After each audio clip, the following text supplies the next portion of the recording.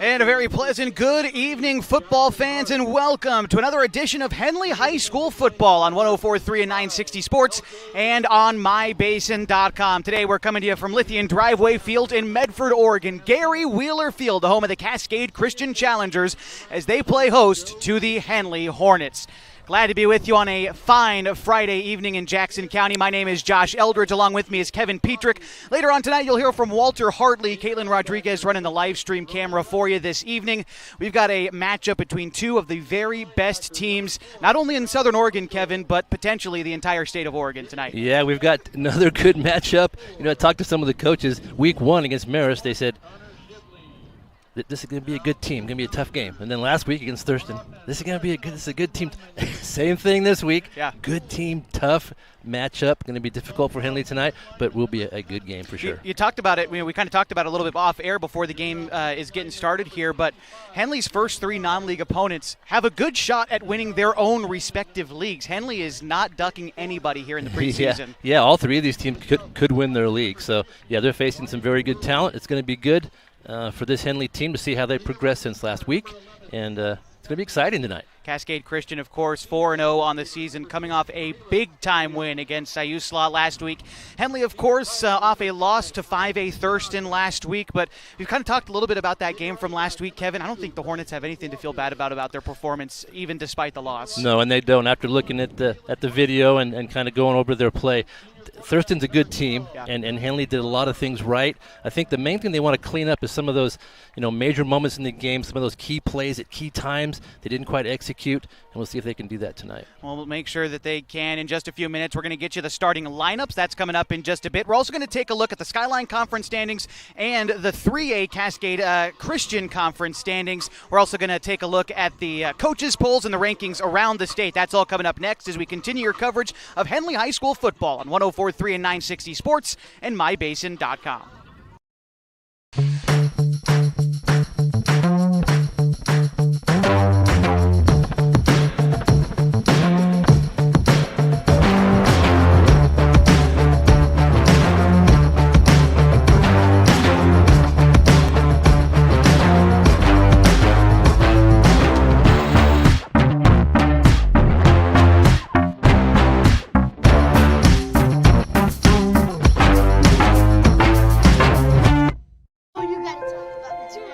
Innocence of youth. Is there anything any better? But soon they'll be in high school and facing all the same challenges you faced. How to make friends, how to fit in, how to be cool. We want our children to have everything they'll need to live fulfilling and productive lives. Make sure the kids in your family are among the more than 120,000 participants here in Oregon who take part in high school sports or activities. Pacific Power works day in and day out to power our communities because we know our neighbors rely on us. We're trimming and clearing branches around poles and lines, protecting our system, and giving you real-time updates when storms roll in. You can count on us in all seasons. 24/7, we're here for you. Powering your greatness.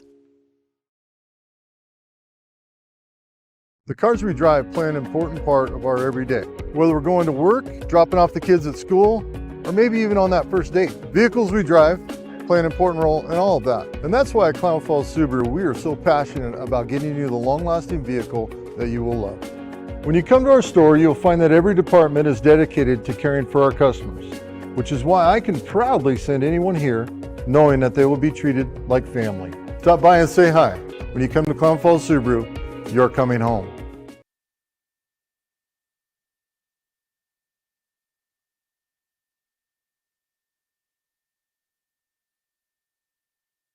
And welcome you back to Gary Wheeler Field at Lithian Driveway Field in Medford, Oregon. Josh Eldridge and Kevin Petrick along with you for Henley High School football as they get ready to take on the Cascade Christian Challengers. Let's take a look at the early season standings for each of these teams, and we'll start with 3A Special District 5.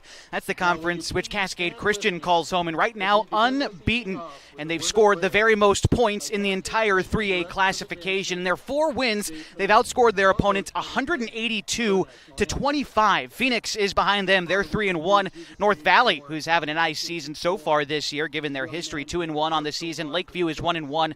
Klamath Union is 1-2. And for the Pels, despite being 1-2, they've actually outscored their opponents this season, 75-69. But they're getting their first dose of league action next week. Now looking at the Big Sky Conference for the Henley Hornets, it's actually the Marshfield Pirates who lead the pack, and their offense has been potent to start the year. Their 4-run record, they've outscored their opponents 176-66. Henley is hot on their tail, though, 1-1 in the overall portion of the season so far. Mazama 1-2.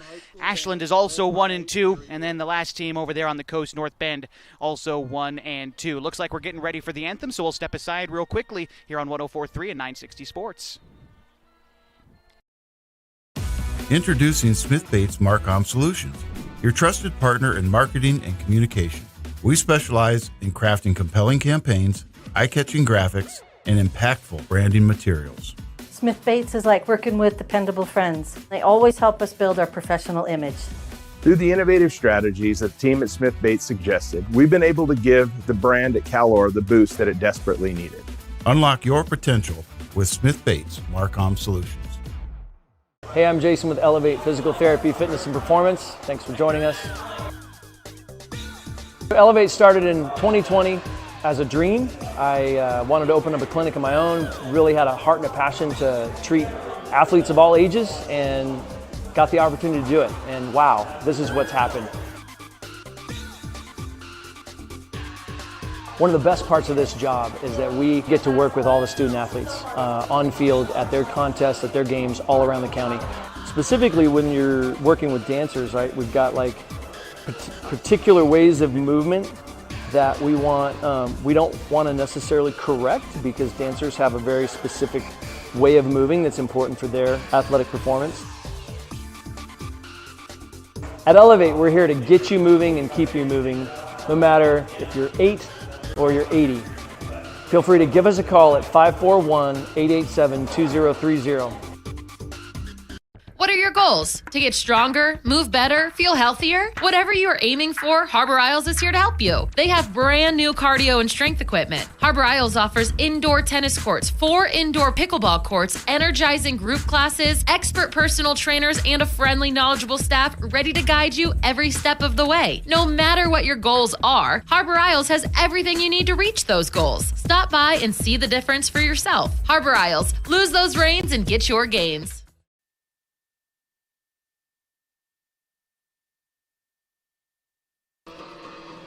Welcoming you back to Henley football here on 104.3 and 960 Sports. Only a couple of minutes away from kickoff between the Henley Hornets and the Cascade Christian Challengers. The Challengers taking the field as they burst out of their tunnel. Well, they certainly do it right out here in Medford for the Challengers, don't they, Kevin? Yeah, they've got a neat little game day set up, a tunnel and some fog. Just what you need. Certainly. And for a big game, too, you want to play it up, and, well, certainly a big game. Remember what happened last year? These two teams met, a 1-point victory in favor of the Hornets. Kevin, I wasn't there for that game. What do you remember about last time these teams got together? It was just an even game. It was a great battle back in Klamath Falls. And this year we have to make the trip over the hill, so we're here in Medford tonight. Yeah, just, we mentioned this before, but another game full of good athletes, just good athletes. Cascade Christian returns a nice backfield with a lot of athletes at quarterback and running back and receiver. So, yeah, we'll see some more good play tonight from some good players. Yeah, and the rankings back up the fact that both of these teams are good as well. Right now, Henley, number 2 in the 4A coaches poll. We talked about the number 5 in the overall OSAA ratings. This early in the season, it's hard to put a lot of stock in that number, but you can certainly trust the coaches around the state. They put Henley as number 2, Cascade is number 1, Scappoose is number 3, Tillamook is number 4, and Staten number 5. By the way, a lot of people get confused. Cascade is a 4A team. Cascade Christian is who we're playing tonight. Different schools. I've had a lot of questions this week. Different schools. Cascade Christian is number 2 in the 3A coaches poll. Banks is number 1, Burns is 3, 4 is Vail, and 5 is Dayton. So the coaches around the state certainly respect these two squads we got in front of us tonight. Yeah, who you play matters, and they know Henley's played some really tough teams. So they do have a loss in the loss column, but yeah, they know both these teams are very good.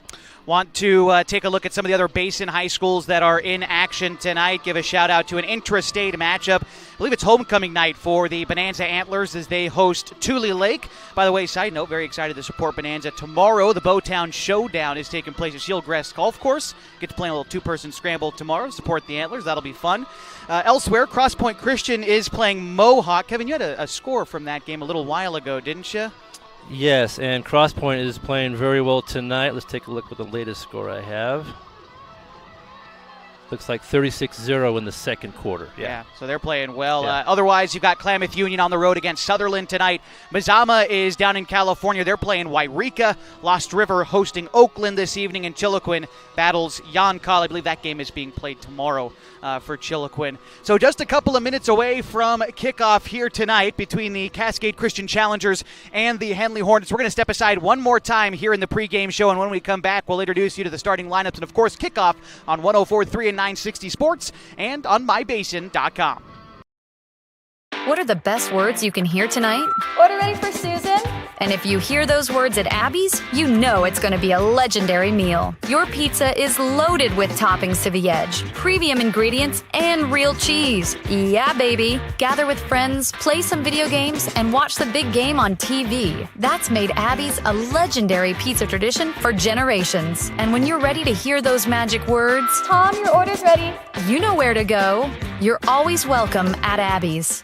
As a parent of a high school athlete, I've given up trying to get pictures of my kid playing sports. It's nearly impossible to take pictures and enjoy the game. There is a solution, though. God's Gifts Photography attends high school sporting events in the Basin to take individual and team action photos at a great price. Search God's Gifts 2 on Facebook to learn more. They'll come and capture your athlete in action, creating those frameable lifelong memories so you can watch and just enjoy the moment. Call 541-281-2206 to get your athlete on their schedule. God's Gifts Photography.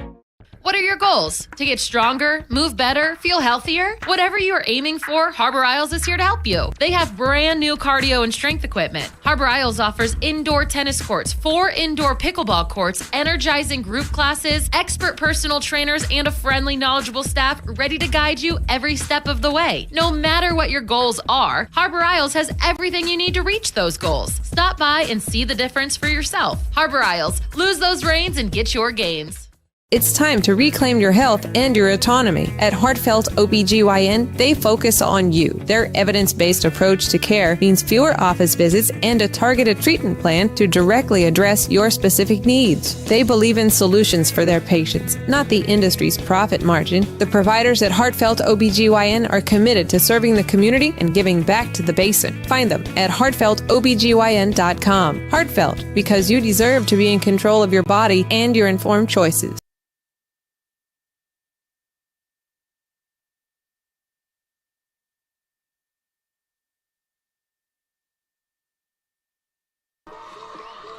Josh Eldridge welcoming you back to Henley football on 104.3 and 960 Sports and mybasin.com. Big game tonight here in Medford as the Hornets are on the road against the Cascade Christian Challengers. The Challengers, the home team tonight with purple caps, purple shirts, white numbers on those shirts, white pants, purple pinstripes tonight for the Challengers, who are coached by John Getman. For the Hornets tonight, they're in their road uniforms, navy blue caps with the yellow H on it, white shirts, yellow numbers, navy outline.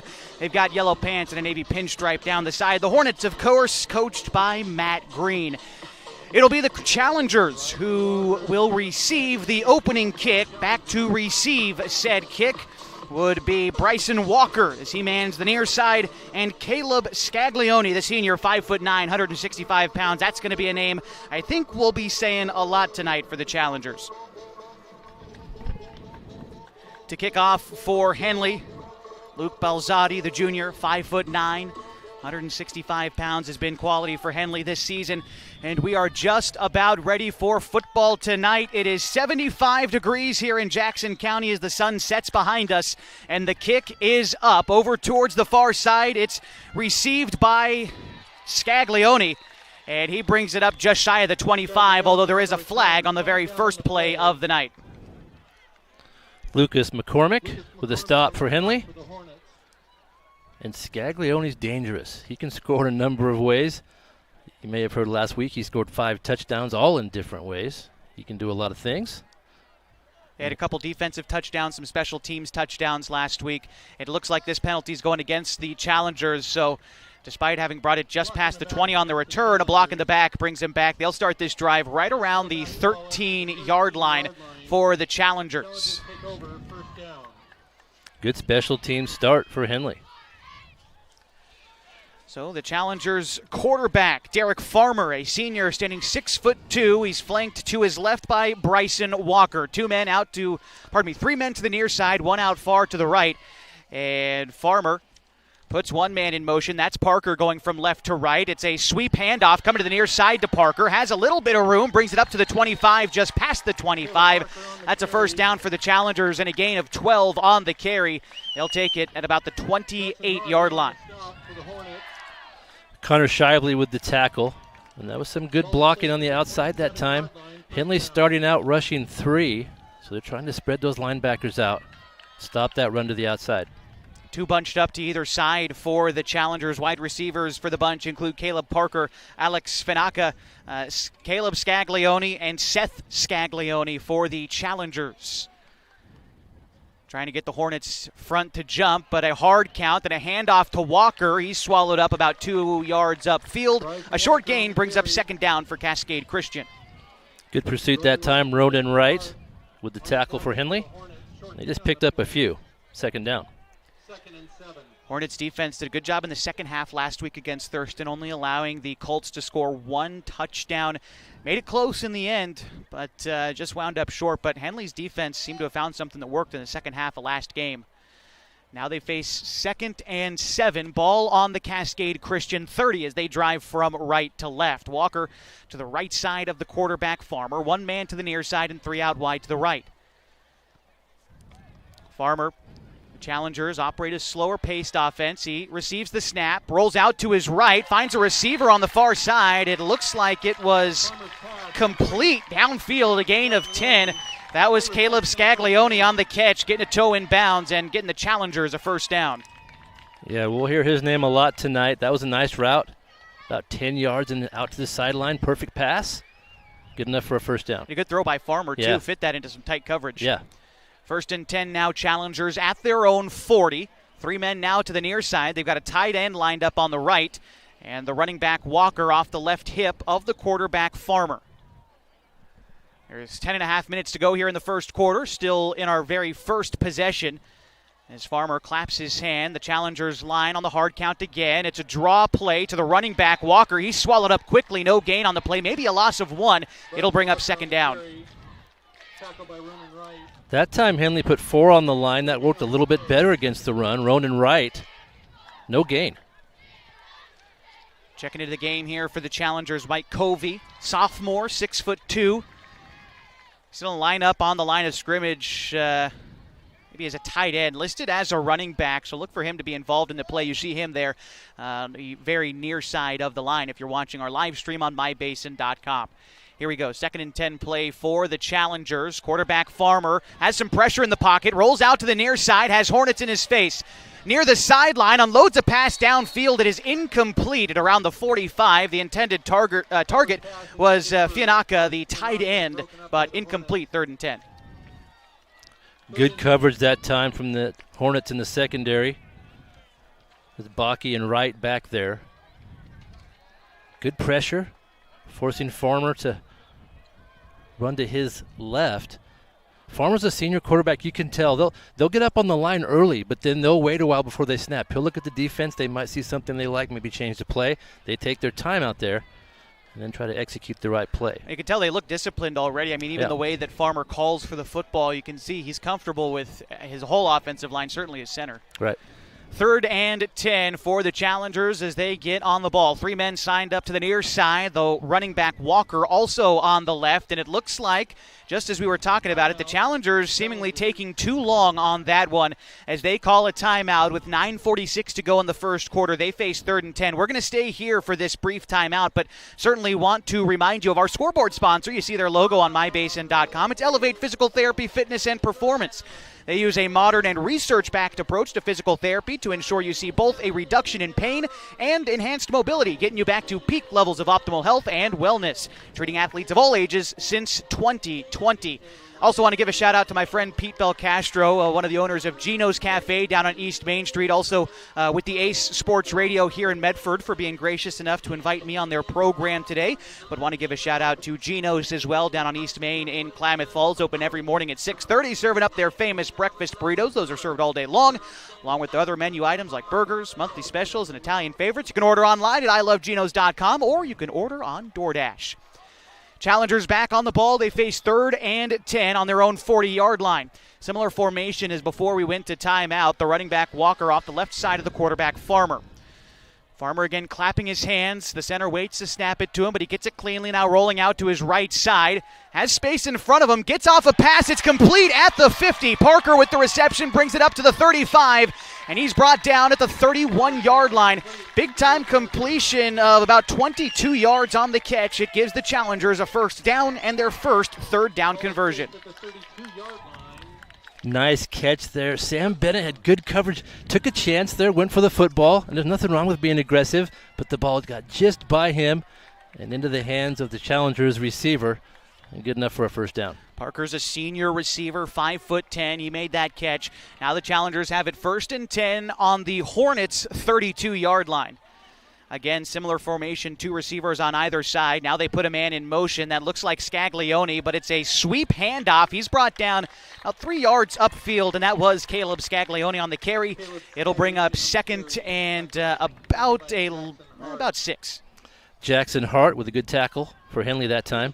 And they'll try to get Scaglione the ball however they can. Yeah, certainly. He's a versatile player, very quick. A multi-sport athlete, too. Yeah. I recall coming over here, calling some American Legion baseball. I believe he was the conference player of the year in baseball, too, if my memory serves. Certainly a multi-tool athlete. 2nd and 6 for the Challengers. They have it on the Hornets' 29-yard line. Bunched up on the line, and the running back off the right hip of the quarterback. Calling for the snap, he receives it, looks to a screen pass to the near side, finds Scaglione, he's got blockers inside the 10, to the 5, he's brought down at the 2, a shoestring tackle for Joe Janney, saves a touchdown, but the Challengers have it 1st and goal.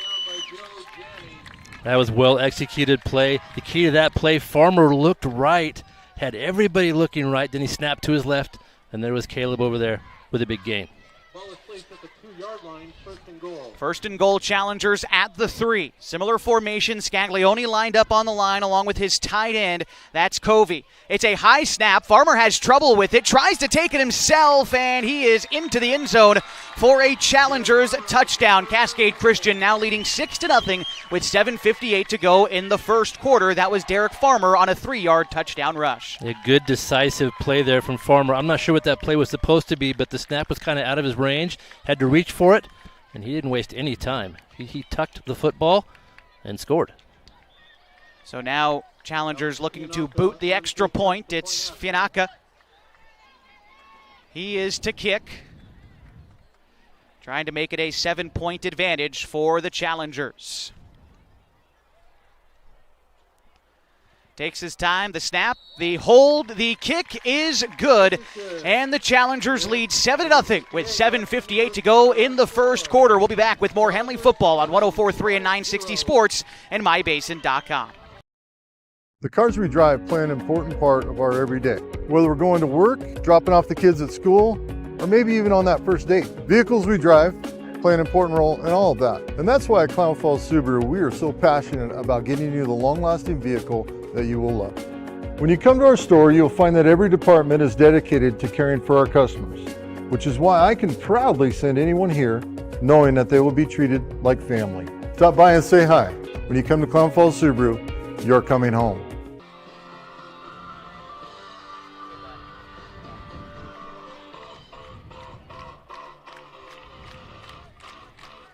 Cascade Christian Challengers capping off a 9-play drive and taking them just a shade over 4 minutes.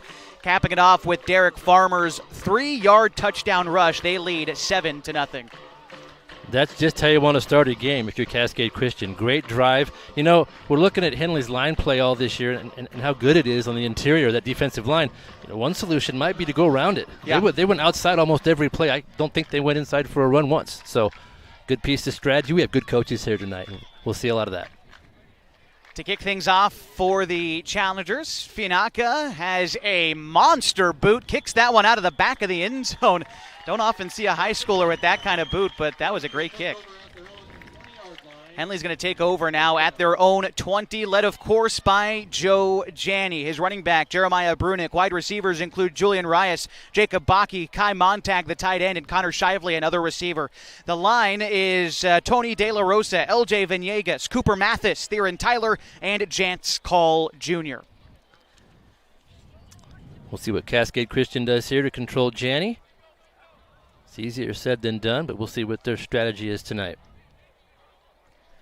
Hornets have it 1st and 10, again 7:58 to go in the first quarter. This is their first drive of the ball game. Montag lined up on the right side. It looks like it's going to be a handoff to Brunick, and he is swallowed up quickly. Keeps the legs churning. He gets a yard out of it, but he was hit right at the line of scrimmage. Yeah, that Henley offensive line, they're going to want to test that. They're going to try to establish the run. And that's how they start off this series. They picked up just a couple. Jeremiah Brunick led all receivers last week, up over 100 yards receiving, had a couple of touchdowns as well. That was in their loss to Thurston, but Brunick was certainly a bright spot in that contest.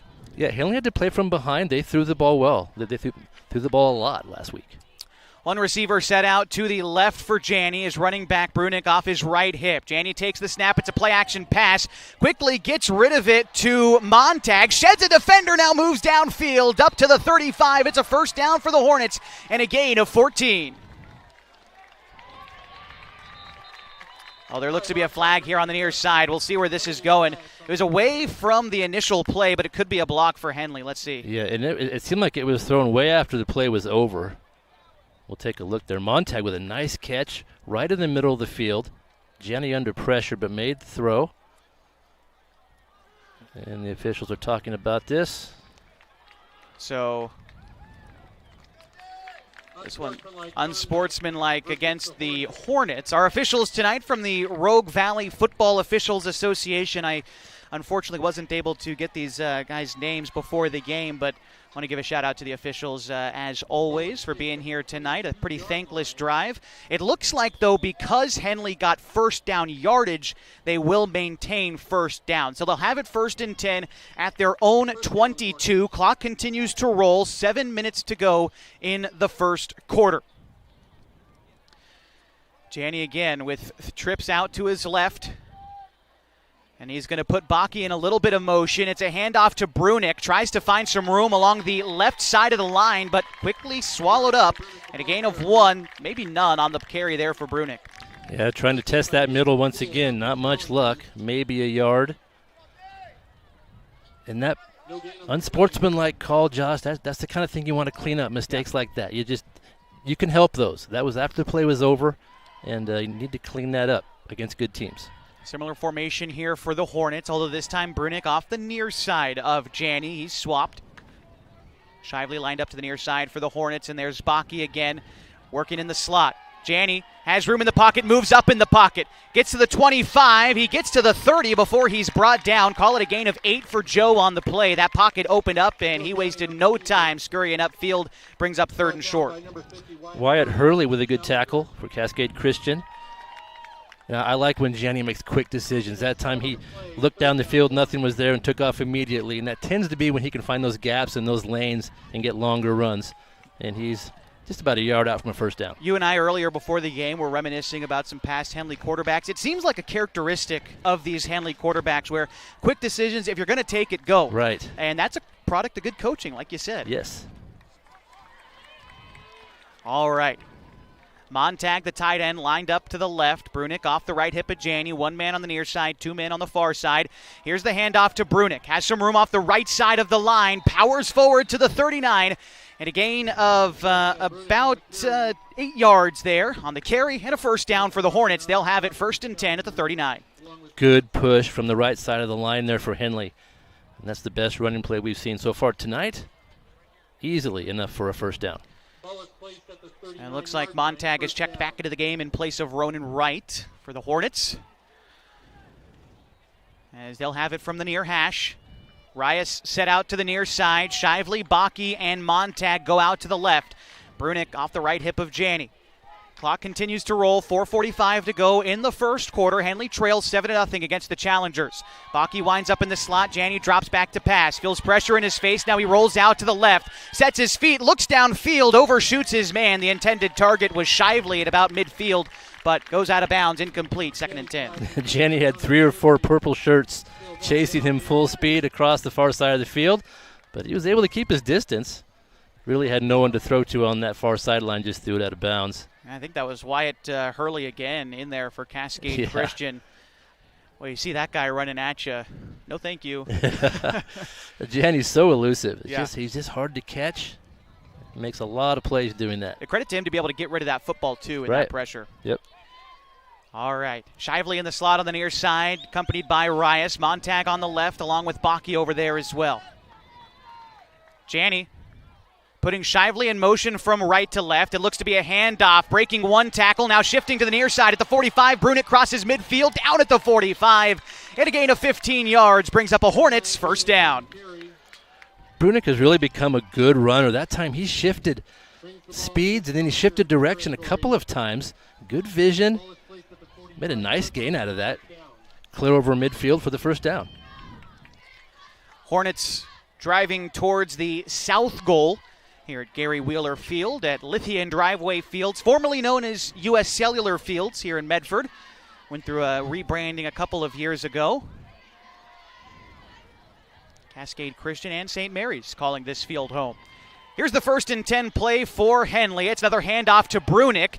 Shakes off one defender and rumbles forward for a short gain on the play, but again, he's able to duck that first tackle here consistently in the first quarter. Yeah, picked up a couple, and Henley's had a little more success on the right side than the left. That one went left, just good for a couple of yards, but they're definitely trying to get that running game going. And both these teams, you can tell early, Josh, balance. We have balanced teams offensively. It's not always easy to do that, be able to throw and run the ball equally as well, but these teams can do it. 2 receivers out to either side for Janney. Brunick to his left. Here's the 2nd and 8 play from the 43-yard line. Janney back to pass. Looks over the middle, finds Shively. Hit hard at about 2 yards upfield. Shively completes the pass, but it brings up 3rd and a long 5. Bryson Walker with a sure-handed tackle for the Challengers. That was a nice little route just across the middle, but wasn't too far down the field. And Henley's looking now at a 3rd down. Henley 1 for 1 on 3rd down conversions so far this drive. 2:40 to go in the first quarter. They trail the Challengers 7-0. Hornets going to have 3 men set out to the near side. Rias, Shively, and Baki. Maybe a little bit of confusion, but it seems like they've got it set. Well, maybe not. I think the Hornets are going to need to call timeout here. And so we'll take this timeout to a 30-second timeout with 2:28 to go in the first quarter. The Hornets trailing the Challengers 7-0 on 104.3 and 960 Sports and mybasin.com. Introducing Smith Bates Marcom Solutions, your trusted partner in marketing and communication. We specialize in crafting compelling campaigns, eye-catching graphics, and impactful branding materials. Smith Bates is like working with dependable friends. They always help us build our professional image. Through the innovative strategies that the team at Smith Bates suggested, we've been able to give the brand at Calor the boost that it desperately needed. Unlock your potential with Smith Bates Marcom Solutions.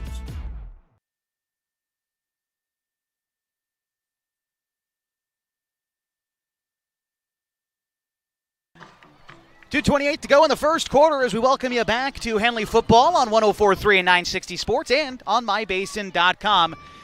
It is a 7-0 ball game in favor of the Challengers here early, and Henley facing a 3rd down and 6 at the Challengers' 41-yard line. Janney back to pass, has lots of time in the pocket, moves up in the pocket, fires over the middle of the field. It is incomplete.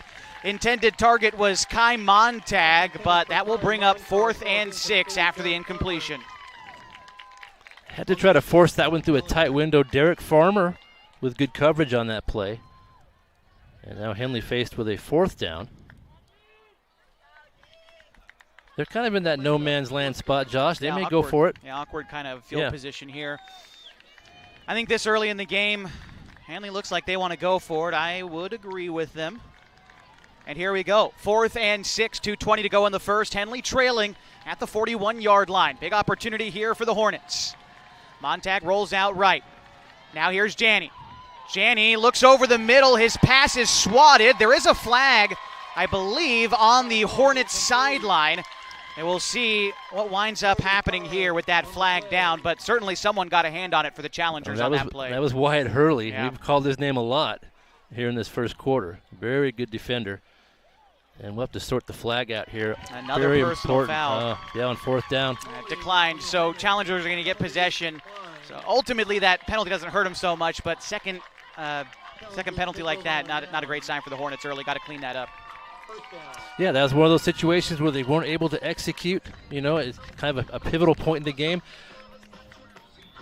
The Challengers did a similar thing on their last drive on 3rd down. They called a timeout, wanted to get the play right. Henley did the same thing here.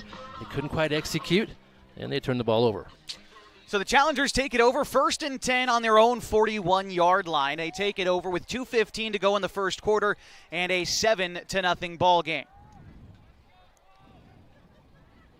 3 men set up to the near side here for the Challengers as they take their time getting the snap. Again, Farmer, the quarterback, claps his hands 3 times and now receives the snap. It looks to be a option keeper for the quarterback, trying to find some room on the near side and has it. Up to the 50, now to the 45, to the 40. Daylight in front of him inside the 20, to the 10, to the 5. Touchdown Challengers.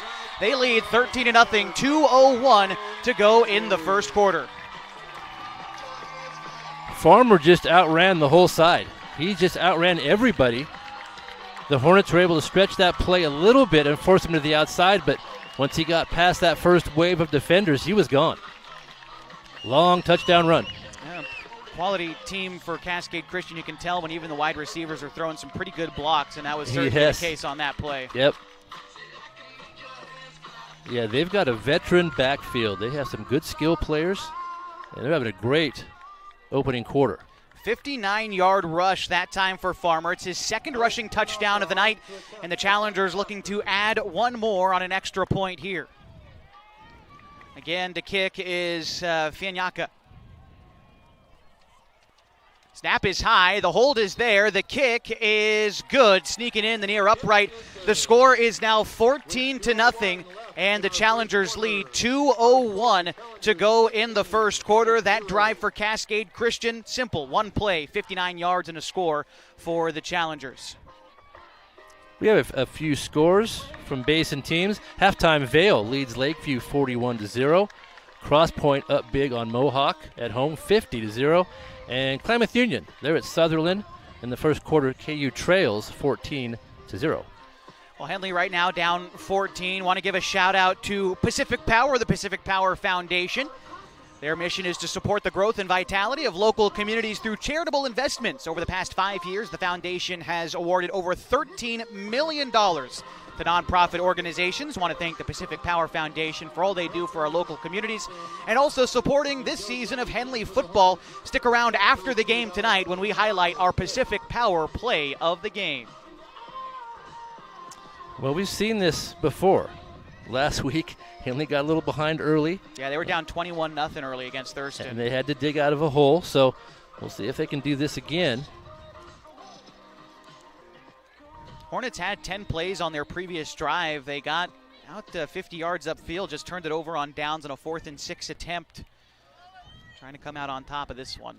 Back to receive for the Hornets. I believe Rias is out there. Can't quite make out who's on the near side, but we'll surely make him out at some point. Another big kick.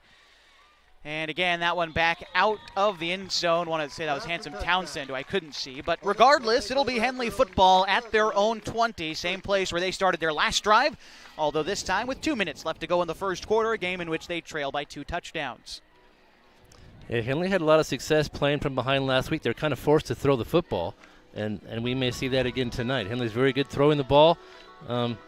They tried to establish that run game, and it was also successful, as you mentioned, but they just couldn't get enough first downs to string that drive along and score, so we'll see how they come out. It's still early enough to not have to completely abandon the run game yet. Right, well, yeah. Yep, we'll see what they decide. All right, Shively lined up to the near side. One receiver set out wide to the left and a tight end on the line of scrimmage, assumedly Montag.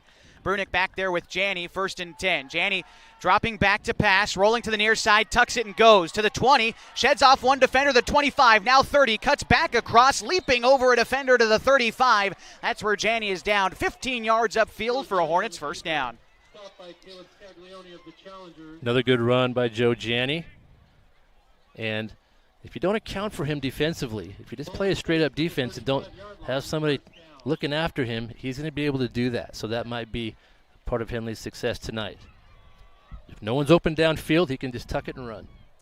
Made that decision quickly on that one as well. Yeah. He faces 1st and 10 at his own 35-yard line. He's got 3 receivers set out to the left, including a tight end. Brunick off his right side, putting a man in motion. That's Rias. And a handoff to Brunick, a sweep run to the far side, gets by one defender, now to the 40, up to the 45, crosses midfield, now to the 45 again, down at the 40, and a big-time rush. 25 yards for Brunick on that carry. First down, Hornets into Challengers territory at about the 39-yard line.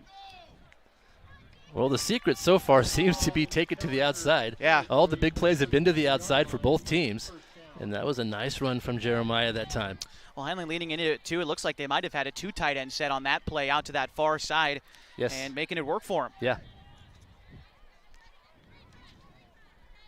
1st and 10, Henley, at again the 39-yard line into Challengers territory. And Janney, 2 wide receivers. It's going to be a handoff to Brunick. Finds a hole up the middle, rumbles forward for a gain of 9, maybe 8 yards on that play. That'll bring up 2nd and short for the Hornets. Another good push, just a pile of white jerseys moving forward. He may have picked up the first. He did. He was really reaching for that stick. Good effort. 5th first down of the game here for the Hornets. And they have it 1st and 10 at the 30. It's a good sign for Henley moving the football. Trailing by 14. Got 15 seconds to the end of the frame. Maybe got one more play. We'll see if the Hornets can get it off. Now down to 10 seconds. I think Janney's got his hands on his hips. I don't think he's going to call for this snap. This will bring us to the end of the first quarter, a game in which the Challengers lead 14-0. We'll be back after a 60-second timeout here on 104.3 and 960 Sports and on mybasin.com.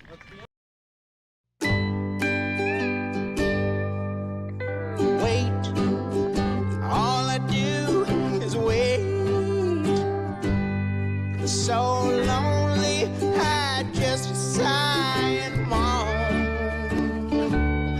Seems like I've been away forever, wondering if you're coming home.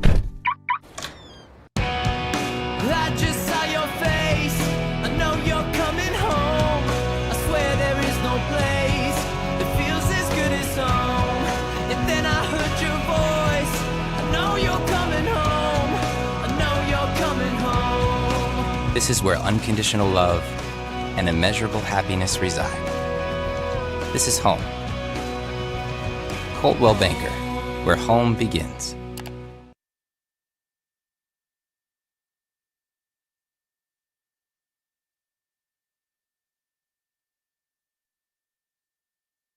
Second quarter action begins now from Gary Wheeler Field in Medford, Oregon. The Hornets trail the Challengers 14-0, but Henley driving. 1st and 10 at the Challengers 30. Janney rolling out to his right, trying to get someone to go long, just has to get rid of it to avoid being sacked near the sideline. Incomplete, 2nd and 10. It's a little confusion there. I'm not sure. Someone didn't run the right route, but he had Shively open for a second. Almost made that throw, then kind of pulled the ball back. So a little confusion. But no harm there. It'll be 2nd down and 10. Hornets had a big run from Brunick to flip field position, a 25-yard rush earlier in this drive. That was towards the end of the first quarter. For Cascade Christian, it's been their quarterback, Derek Farmer, who's done the damage. A 3-yard touchdown rush and a 59-yard touchdown rush amount to both touchdowns for the Challengers. The Hornets trying to answer the call here. 2nd and 10 in Cascade Christian territory. Janney takes the snap. It's a designed run for Janney. Has a hole on the left side of the line. Brings it inside the 20. Call it a gain of 13 on the carry for Joe and a Henley first down. There was a nice hole, Josh. You saw it. Everybody saw it. Some good blocking, and that was no hesitation. Right off the snap, Janney went to his left, big gainer inside the 20. Hornets operating inside the red zone here. First opportunity to do so tonight. Yard to gain is the 8. Rias Shively here to the near side. Baki lined up on the line, as well as Montag. Hornets stacking the line of scrimmage. In the back, not going to take the handoff. Janney has lots of time to throw in the pocket. Rolls out to his right side. Now feels pressure. Looks to the end zone. The pass is incomplete near the pylon. Janney looking for the home run pass, but it'll bring up 2nd and 10. Yeah, it was good coverage by Farmer again. He does a nice job playing safety over there on the defensive side for Cascade Christian. And there was just good coverage all around. Incompletion will bring up 2nd down. Janney's had a lot of time to throw when he's able to roll out to that right side. It's causing some of the challengers to have to leave their coverage potentially as well. Could work out in favor of the Hornets down the line. Yeah. All right. Rias lined up to the near side. Shively out to the right. Brunick off the left hip of Janney. It's going to be a handoff to Brunick off the tackle and upfield for about 3, maybe 4 yards on the carry. 3rd and long coming up for Henley. Yeah, they've got 3rd and about maybe 7, 6 or 7. They'll probably take 2 downs to get this, so to be aggressive here. Henley 1 for 2 on 3rd down opportunities tonight. They're down a couple touchdowns. 10.5 to go in the first half. Rias to the near side, along with Baki lined up on the line of scrimmage. Brunick off the right hip of Janney. Shively off to the right side as well. Janney back to pass, pressure to his backside, looks to Shively. The pass is incomplete. Shively was coming down with the pass and absorbed a big hit on the far side. I believe that was Covey delivering that smack down there on Shively, causing that ball to get jarred loose. Yeah, Janney had to throw it just a second before he wanted to. He ended up on his back. He had to throw under pressure. The ball just a little high and away from his receiver. And the incompletion will bring up another 4th down. Another big 4th down for the Hornets. Yeah, big 4th down early for Henley. 0 for 1 on such attempts so far. They've got it 4th and 6 officially at the Cascade Christian 15. Similar formation for the Hornets. Shively really the only receiver lined up wide. They put Rias in motion from left to right. Janney's going to hand it off to Brunick. No, he's going to keep it, and he stays on his feet. They try to throw him down, but he stays alive. Janney looking downfield. The pass is incomplete. Unable to receive it. Janney doing a great job trying to stick around in that play, but there might be a flag in front of the challenger's sideline. Let's see what this is. That was a wild play. I can't believe Joe stayed on his feet. I don't know how he got out of that tackle. They basically whipped him around, and he was able to get out of there. So I believe that was the illegal man downfield, and so a penalty against Henley again on 4th down. And it will be 1st and 10 challengers on their own 15-yard line. Yeah, 4th down, not kind to Henley so far tonight. Had to turn the ball over twice on downs. Cascade Christian's going to get another shot. 10:06 to go in the first half. They already lead by a couple of touchdowns. Their last drive was a short one. One play, 15 seconds, a 59-yard rush for their quarterback. Henley going to try to make it a quick possession again, though, for Cascade Christian, but in their own favor. Here's 1st and 10. Farmer alone in the backfield. 2 men set out to the left. He's got a couple men bunched up to the right behind the line of scrimmage. Farmer now putting Baker in motion. It's going to be a keeper for Farmer. Looks up the middle, then cuts back to his left. He's met there by a couple of Hornets. 1 yard upfield, 2nd and 9. That was much better. Hart on the tackle for Henley. And Henley, they know what they have to do now. They need to contain the ends just a lot better. There's been too much success on the outside, so they're going to have to move their strategy a little bit to the outside. Well, that play showing it. Farmer looking to go up the middle, decides against it, looks outside, and boom, someone's there to take him down. So just right. Farmer with a man to his right. It's Baker. 3 men lined out to the right side, 1 to the left. Clock continues to roll inside 9.5 minutes to go in the second quarter. 14-0 Challengers lead. Now in motion is Scaglione, but it looks like a false start against Cascade Christian, and that's going to bring them back a few yards. 2nd down. Good break for Henley. Cascade Christian has not made many mistakes tonight. That's a rare one. That brings up second and very long for the Challengers. Second and about 14, it looks like. And got a man lined up to the near side. It's receiver Seth Scaglione, the younger brother. Second down. And he's also going to have Alex Fianacca along with Caleb Scaglione in the slot there. One man off to the left side and the running back to the right of the quarterback. They put a man in motion. That's Parker. It's a fake handoff to the wide receiver, and they find Baker on a screen pass. Baker, as he came down with the pass, lost his footing, hit the deck. No gain on the play, 3rd and long. On the reception for the Challengers, no gain on the play. Montag on the tackle. Good discipline that time from Henley defense. They all stayed in their lanes. Really nowhere to go for that offense. And 3rd and long. That's what we saw from the Challengers earlier, where they tried to get a sweep handoff to one side, screen pass to the other. Thought everyone was going to be looking one way this time. I think the Hornets learned from that previous play. Absolutely. 3rd and 14 here for the Challengers. Similar formation. Running back to the right side of the quarterback, Farmer. Center gets rid of the ball. It's a play-action pass. Farmer fires a dart over the middle. The pass is caught by Scaglione. What a catch. 14 yards downfield. The Challengers' first down. Had to get down and dirty for that one, but comes up big for the Challengers and a first down. Yeah, that was just a simple post route, and he was just way too open too early on that play. Got to find someone to stop that receiver.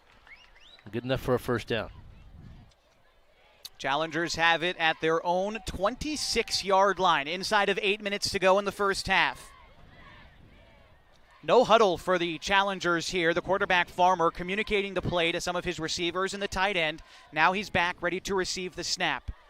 Calls for it, but the Challengers like to go with a little bit of a different hard count than a snap count. They'll put a man in motion. There's Scaglione going from right to left. The snap is high. Farmer back to pass. Fires a dart again over the middle. The pass is caught at the 40, about 14 yards downfield. That time it was Walker, the freshman, in on the catch for the Challengers. First down. Bennett with the tackle, but not until the Challengers pick up another first down. I like the poise we're seeing from the Challengers. They take their time.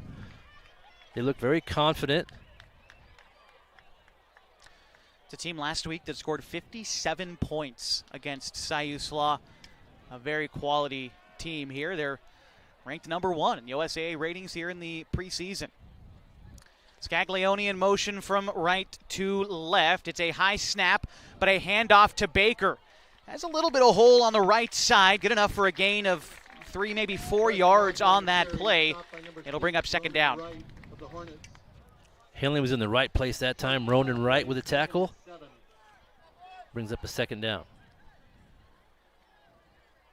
Looks like got a new man up there up front for Henley. I believe that's Theron Tyler, who just checked back into the game. He's the nose tackle there for the Hornets.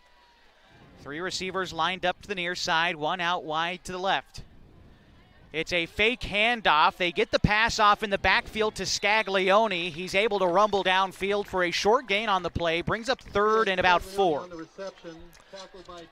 Jacob Bakke with a good tackle on that reception.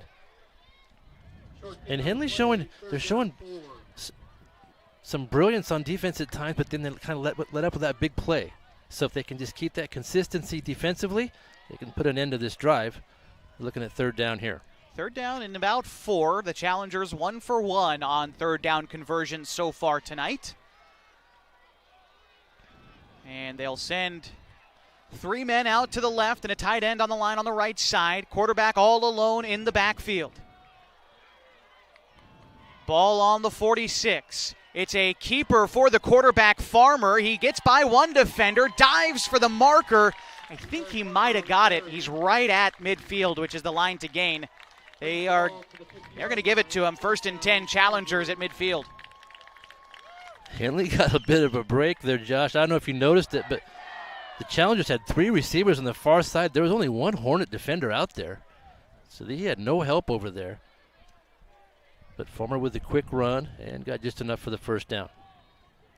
1st and 10 at midfield for the Challengers as they drive from left to right across your radio dial. Again, Farmer alone in the backfield.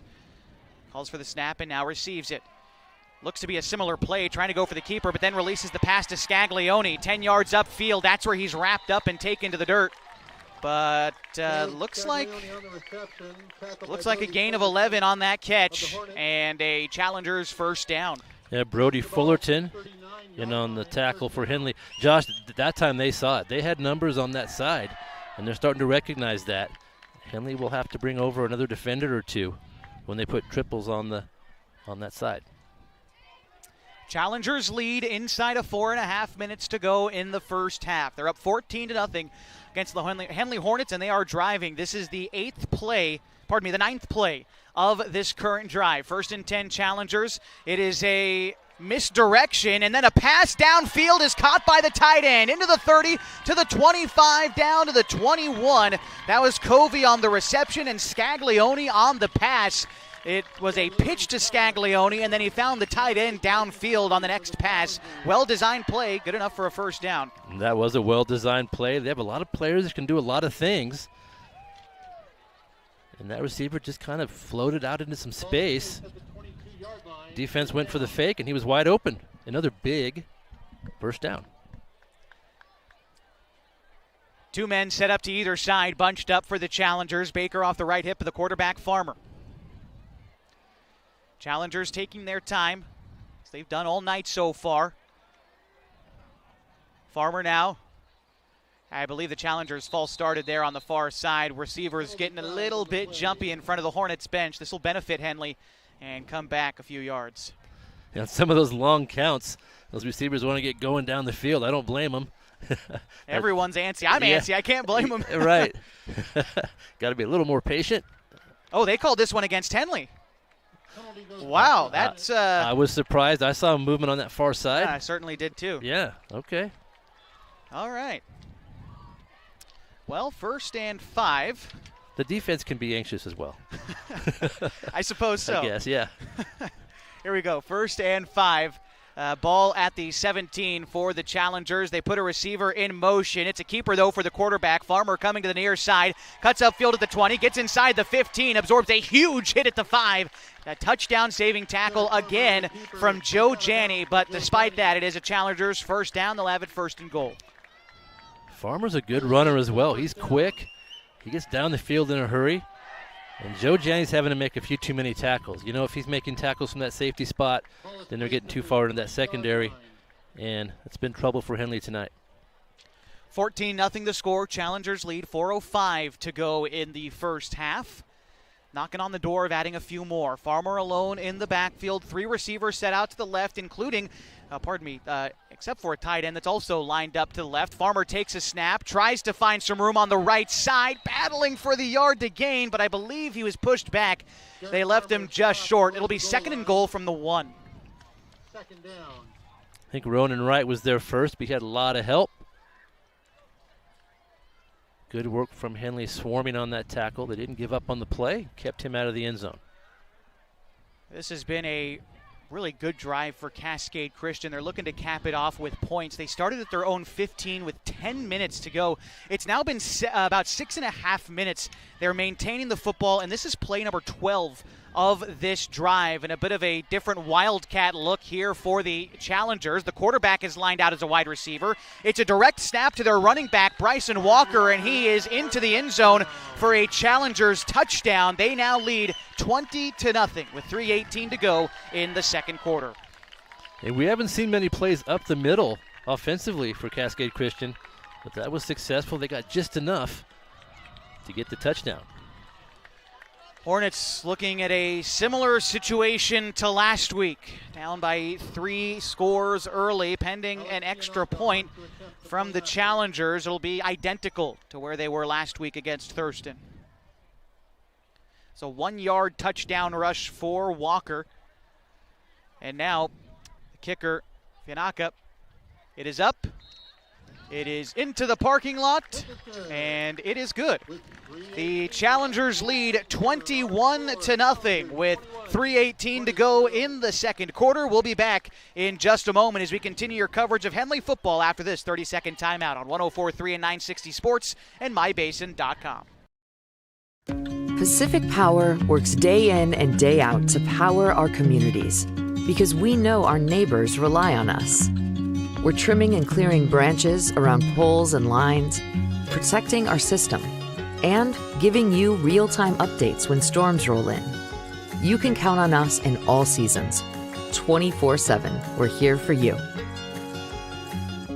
Powering your greatness.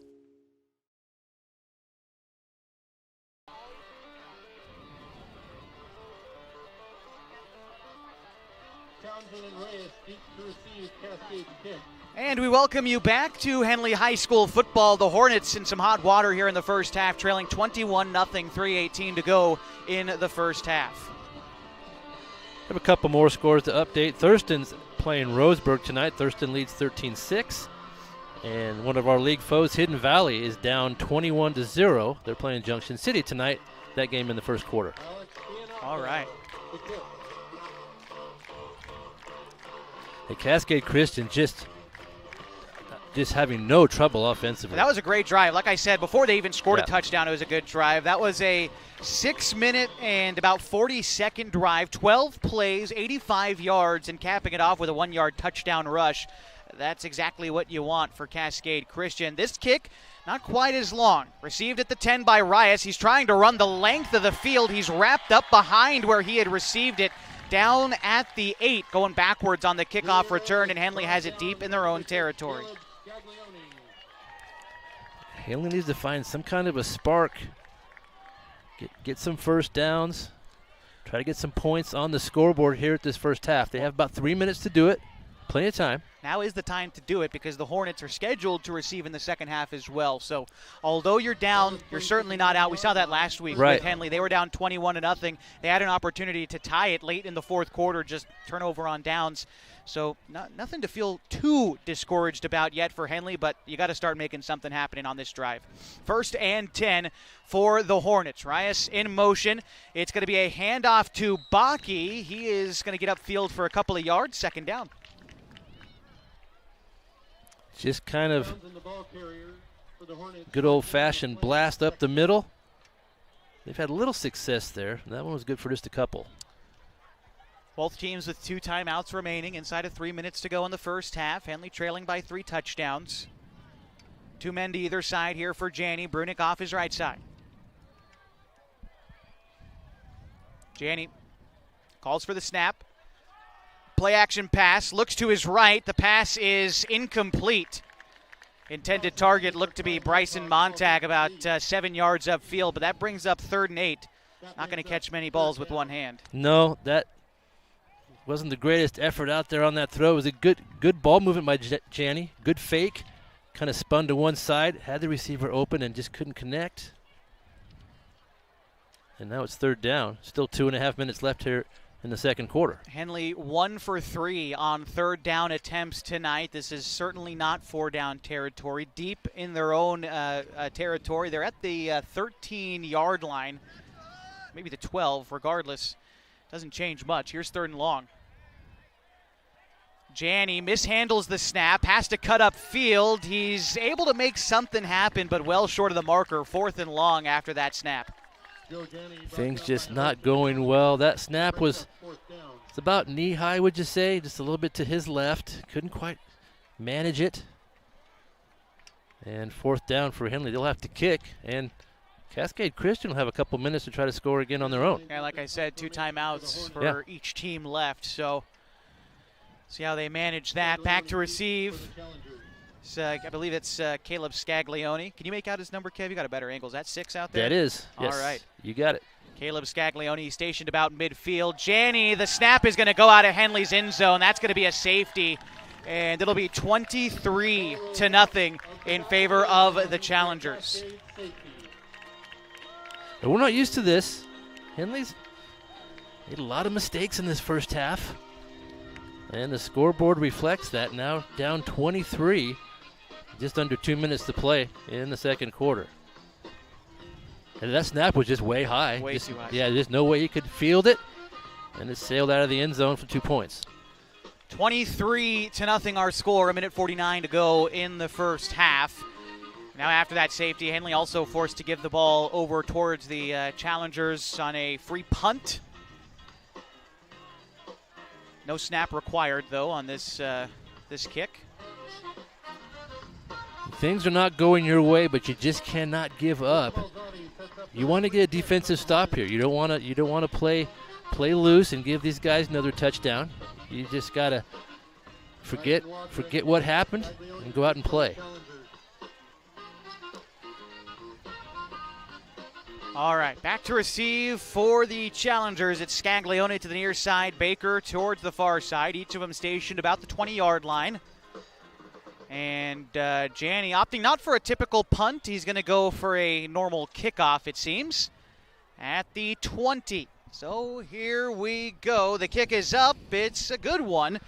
Fielded at the 20. Scaglione takes it up now to the 25. Cuts to the near side at the 30. Sheds off one defender. Now to the 35. Brought down at the 40. He just stays on his feet. And the challengers will have it 1st and 10 at their own 40-yard line. Sam Bennett brings him down. And now Cascade Christian will get another shot at offense here late in the second quarter. Taking it over with 1:40 to go in the second quarter. 23-0 our score. The challengers' last drive, one of the best drives I've frankly seen. All told, 12 plays, 6 minutes plus, and a touchdown, 85 yards. Yeah, they're versatile. They're able to do a lot of things. They can Short run. passes complete. Yep. I mean, the clock just kept moving. Right. And so here we go again for Cascade Christian. They've got it 1st and 10. 3 receivers out wide to the left. Now 1 to the near side. That's Seth Scaglione. Farmer receives the snap, rolls out to his left. Feels pressure in his face. Now has to come back to the near side. Lofts a pass out of bounds. The pass caught by Matt Green on the sideline, Henley head coach. But now brings up 2nd and 10. Henley played man coverage that time, and it was terrific. They had people in the right spot. I think that may be a change, another adjustment that they'll do. But that looked very good on that play. Good defense. 2nd and 10. See what the challengers decide to do here. Facing 2nd and 10. Do you want to get the clock moving? Do you want to try to throw downfield?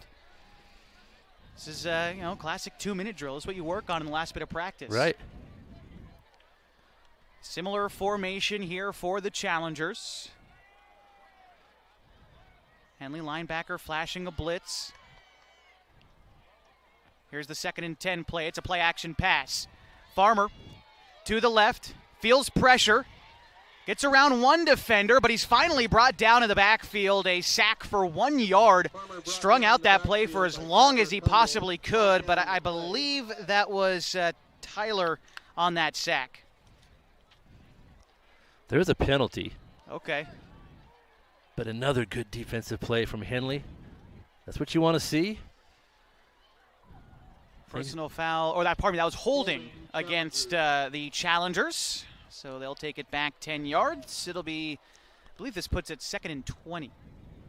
Henley, of course, accepting the penalty. Looking to keep the challengers behind the sticks here. 1:20 to go in the first half. And Cascade Christian leads 23-0. Well played by Henley. Things aren't going your way, but they just turned it around. A couple of good defensive plays. You said it before the game, Kevin, what Thurston's takeaway was from that last game. Henley does not quit. They do not quit. They are a tough group, and they're going to need that tonight. They're down by 23. Certainly the case. Farmer alone in the backfield. 3 set out left, 2 to the near side. Farmer receives the snap, looks for a quick pass to Scaglione. It is incomplete. Now they're going to say that was a backwards lateral. Scaglione, he is swarmed 4 yards behind the line of scrimmage. I thought that might have been a forward pass, but they're going to say it was a lateral. He had trouble coming up with it. Then he gets swallowed up behind the line of scrimmage. A big loss, 3rd and forever for the challengers. And the Hornets call a timeout, their second charge timeout of this half. That brings up 3rd down. Yeah, the good news is that play went terribly wrong for Cascade Christian, but heads-up play by Scaglione to stay with that football because it was ruled a backward pass. That ball was live, and if he had just kind of forgotten about it, Henley would have scooped it. So good play on his part just to fall on the football. Want to give a shout to some of our sponsors tonight on mybasin.com. Abby's Legendary Pizza. If you're looking for a great place to eat, head to one of Abby's Legendary Pizza locations for some of the best pizza in the Klamath Basin at 1919 Austin Street or 2226 Shalleck Street near OIT. Abby's Legendary Pizza is a proud supporter of high school sports. Also want to give a shout out to God's Gifts Photography. You can find them on Facebook there. If you're a parent of a high school athlete tired of trying to keep up with the action and take good photos, Annalisa has you covered. Check her out on Facebook. God's Gifts 2 on Facebook. Her website, also the same handle, God's Gifts 2. Chance for Henley's defense to get off the field on third down. 3rd and 23 here for the Challengers, a team which is a perfect 3 for 3 on third down conversions tonight. It's a direct pass to Baker. He is going to be taken down a couple of yards upfield. Henley going to take their final timeout. And you assume the Challenger is going to punt it away, giving Henley one final offensive possession this half, although they'll have no timeouts. A little bit of strategy there. We've seen some good coaching tonight. It's fun to watch. That time, Cascade Christian decided, you know what, they'll force Henley to burn the timeout. Not so concerned about picking up that long first down. They just ran the ball up the middle, conservative play, force Henley to use that timeout when they get the ball back, make it a little more difficult. Yeah. Good decision. Stick with us during the Harbor Isles Tennis and Fitness halftime show. Harbor Isles exists to provide a clean, multi-use facility for the advancement of health, wellness, and longevity to its members and the community. We invite you to join Harbor Isles. They feature top-of-the-line equipment, full-service personal training, and an array of group exercise classes. The Harbor Isles Tennis and Fitness halftime show is coming up at halftime. We have seen some really good kickers this year in these 3 games, and I think we have no exception here for Cascade Christian. Good punter. Shively at midfield. Behind him is Rias at the 25. The punt is up from the 20. Kind of a pooch punt, is going to wind up around the 45. That's going to kick out of bounds at about the 45, 46-yard line. Henley not with bad field position here to start this drive. I think I might have jinxed that one. That was not – I was just bragging about him in the pregame. He was booming. He was. Although that didn't – I mean, you think that was intentional maybe to try to limit a return? Well, I don't think so.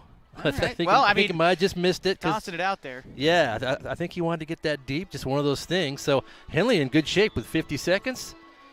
And they're on this side of midfield. You know, Kevin, broadcaster's curse is nothing that we are, a stranger to. You might recall last week this guy over here, Walter, had a similar situation, so don't feel bad about it. Okay. Happens to all of us. Here's the 46-yard line play for Henley. They've got it 1st and 10. They're going to have to work quickly here. Janney drops back to pass, has lots of time. Moves up in the pocket. He's going to take it himself. Out to the 45, trying to get up to the 40. That's where he's taken down, but the clock now continues to run as Janney took the ball himself. Clock ticks away, 35 seconds. It is 2nd and 5 here for Henley. Farmer got off that block. He did a nice job defensively to make that tackle. All right, again, similar formation here for the Hornets. Janney again back to pass.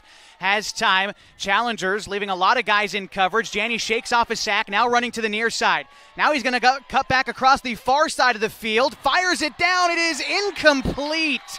Hit him in the hands and then just spun out.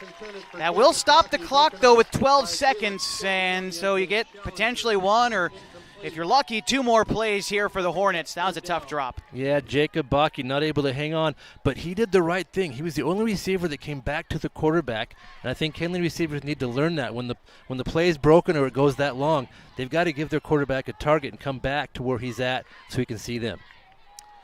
3rd and 6, 12 seconds to go in the first half. Henley trailing 23 points. Trying to come up with a miracle here to close the first half. Janney drops back to pass. Pressure to his backside, rolls to the right. Bullet pass on the sideline. Caught and goes out of bounds to Rias with 6 seconds to go. Clock will stop. Henley has it 1st and 10 at the 32. Nice sideline route. That'll stop the clock. That's the first time we've called Rias' name tonight, I believe. Good connection over there. And that left them with about 6 seconds. Cascade Christian put a lot of man in coverage. These last couple of plays, all they need to really save is a touchdown. That's all they're guarding against. First and 10, Henley, likely the last play of the first half. A low snap, Janney takes it. Pressure in his face, he goes all the way back to the 50. Janney sprinting now upfield, he has it back to the 40, looks over and finds Brunick, although Brunick brought down about 6 yards upfield.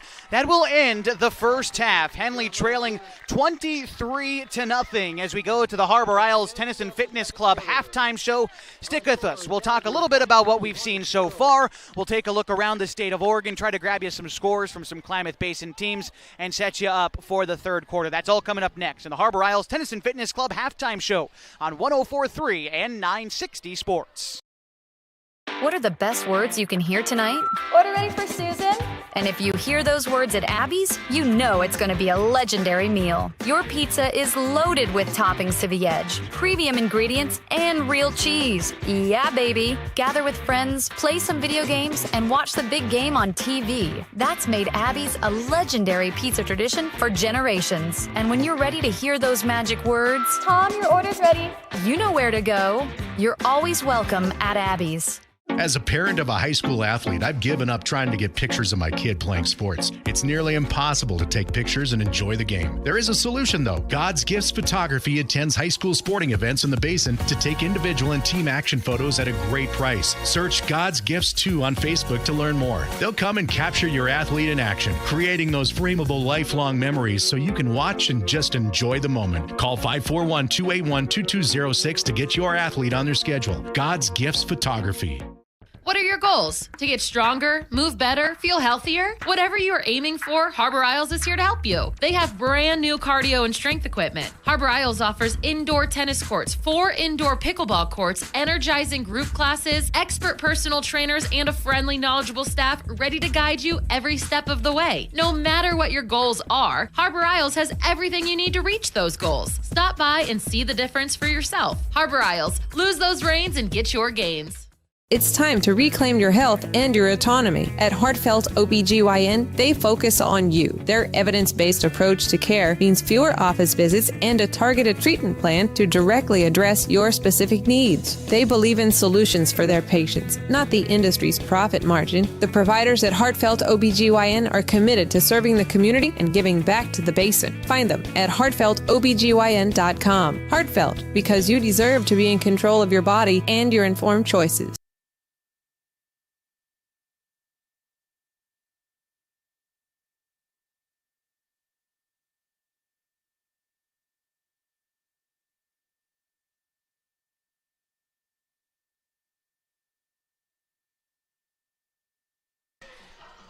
Josh Eldridge and Kevin Petrick along with you for the Harbor Isles Tennis and Fitness Club halftime show. Harbor Isles exists to provide a clean, multi-use facility for the advancement of health, wellness, and longevity to its members and the community.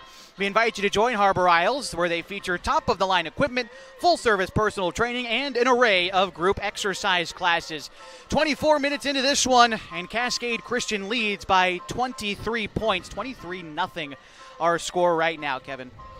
Yeah, not a good half for Henley. The first thing that comes to mind, it looked like Cascade Christian had 15 guys in the field. You know what I mean? Yeah.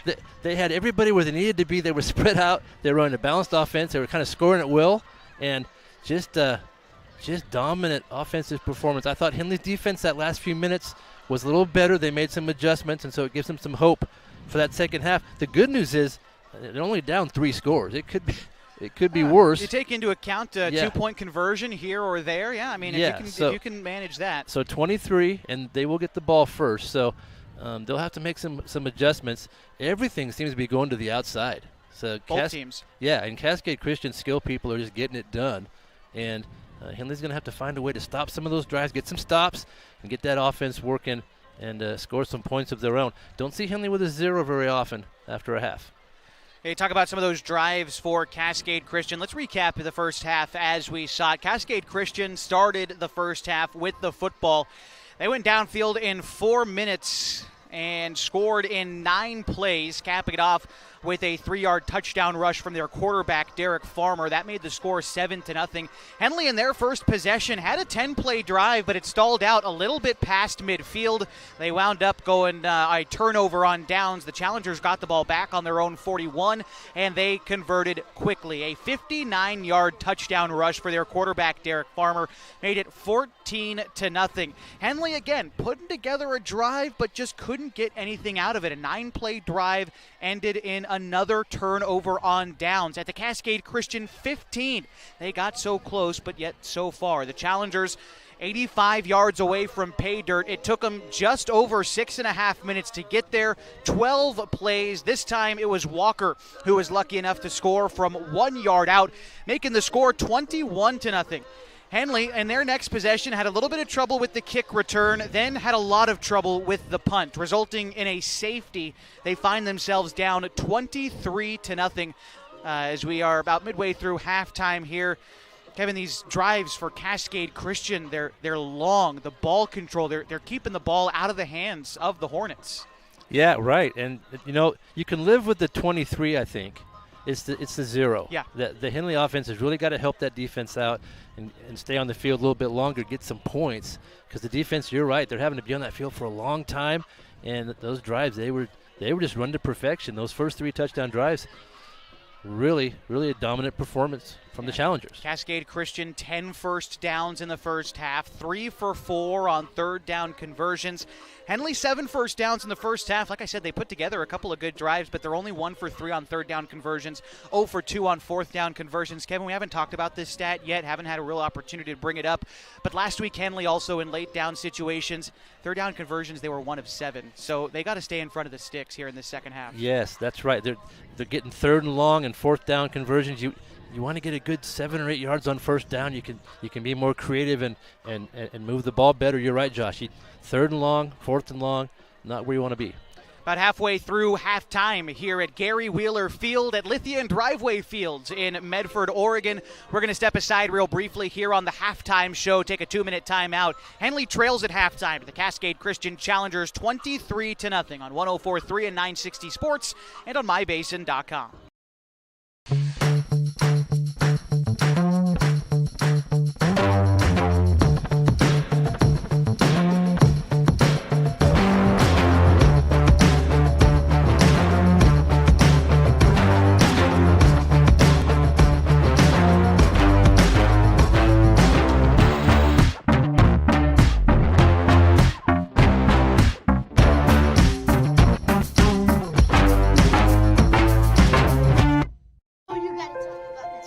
The innocence of youth. Is there anything any better? But soon they'll be in high school and facing all the same challenges you faced. How to make friends, how to fit in, how to be cool. We want our children to have everything they'll need to live fulfilling and productive lives. Make sure the kids in your family are among the more than 120,000 participants here in Oregon who take part in high school sports or activities. Pacific Power works day in and day out to power our communities because we know our neighbors rely on us. We're trimming and clearing branches around poles and lines, protecting our system, and giving you real-time updates when storms roll in. You can count on us in all seasons. 24/7, we're here for you. Powering your greatness. The cars we drive play an important part of our everyday. Whether we're going to work, dropping off the kids at school, or maybe even on that first date. Vehicles we drive play an important role in all of that. And that's why at Klamath Falls Subaru, we are so passionate about getting you the long-lasting vehicle that you will love. When you come to our store, you'll find that every department is dedicated to caring for our customers, which is why I can proudly send anyone here knowing that they will be treated like family. Stop by and say hi. When you come to Klamath Falls Subaru, you're coming home.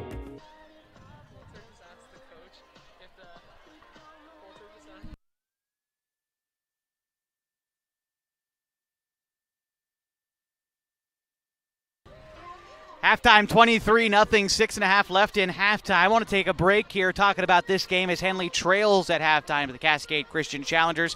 Talk about what else is happening around the Klamath Basin. Some other teams in action tonight. Bonanza's been playing Tule Lake. Cross Point Christian played Mohawk tonight. Klamath Union on the road at Sutherland. Mazama down in California against Wairika. Lost River plays Oakland, and Chiloquin battling Yoncall. I believe that game is tomorrow, if my memory serves. But it looks like you got some scores for us, Kev. Yeah, the last update from Klamath Union, Sutherland leads that one 14-0. That's in the first quarter. The couple finals, Vale has beaten Lakeview 41-0. Cross Point, big win against Mohawk tonight, 58-8. That game's final.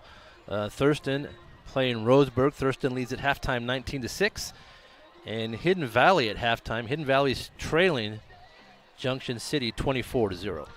So a handful of other games going on tonight under the Friday night lights. It's a great evening for it. I believe the Oregon State Beavers are playing tonight too, Kev. They're playing Houston. I believe they started a half hour ago. I don't know if you're able to try to pull up a score for me on that one, maybe online just to get it. But as you do, want to remind you, Henley right now ranked second in the 4A coaches poll. They're also in second place in the Big Sky Conference, 1-1.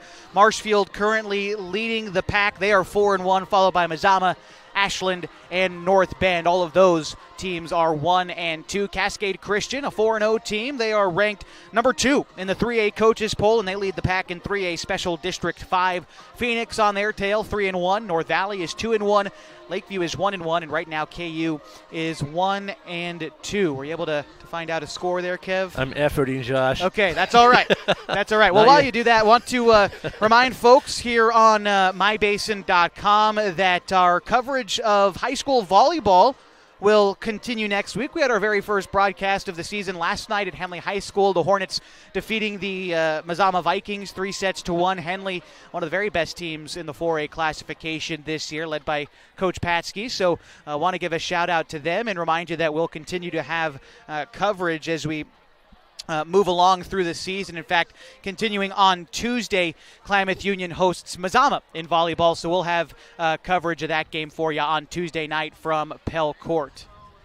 Does that? Okay, 7-0. Beavers lead. 5 minutes left in the first quarter against Houston. Boy, hoping the Beavers can do something here.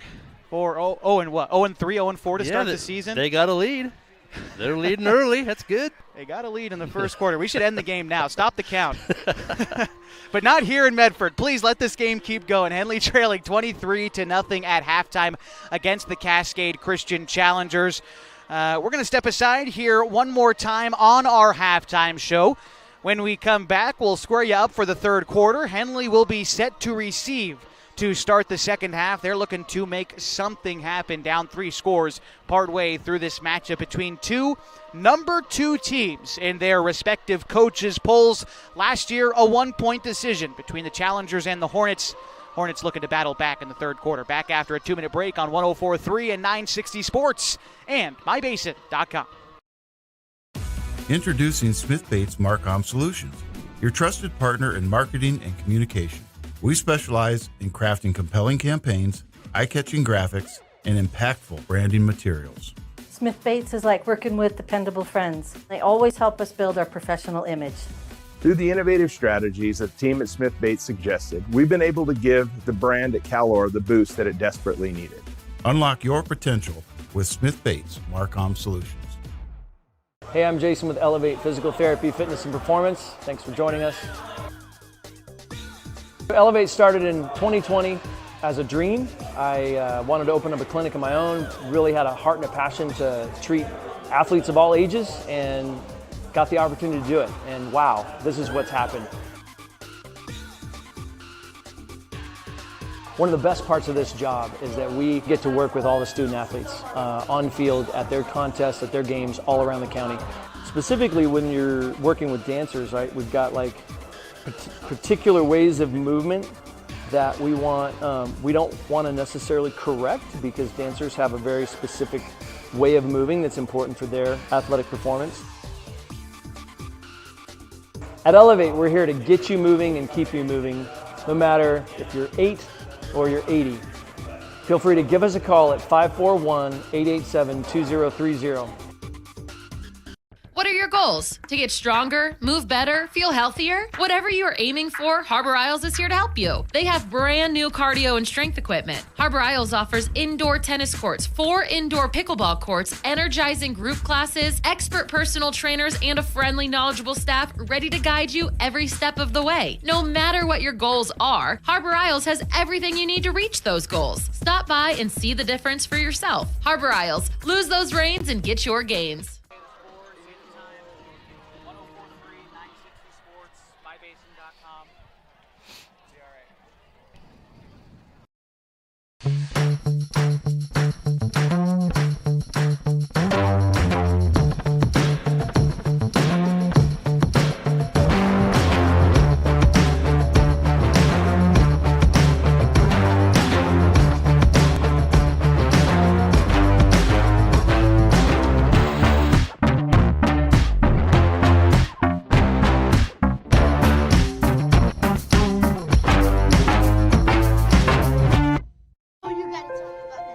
The innocence of youth. Is there anything any better? But soon they'll be in high school and facing all the same challenges you faced. How to make friends, how to fit in, how to be cool. We want our children to have everything they'll need to live fulfilling and productive lives. Make sure the kids in your family are among the more than 120,000 participants here in Oregon who take part in high school sports or activities. Pacific Power works day in and day out to power our communities because we know our neighbors rely on us. We're trimming and clearing branches around poles and lines, protecting our system, and giving you real-time updates when storms roll in. You can count on us in all seasons. 24/7, we're here for you. Powering your greatness. The cars we drive play an important part of our everyday.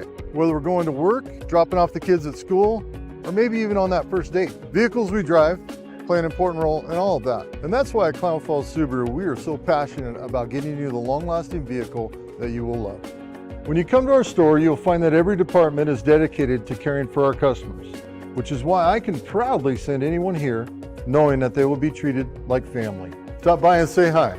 When you come to Klamath Falls Subaru, you're coming home.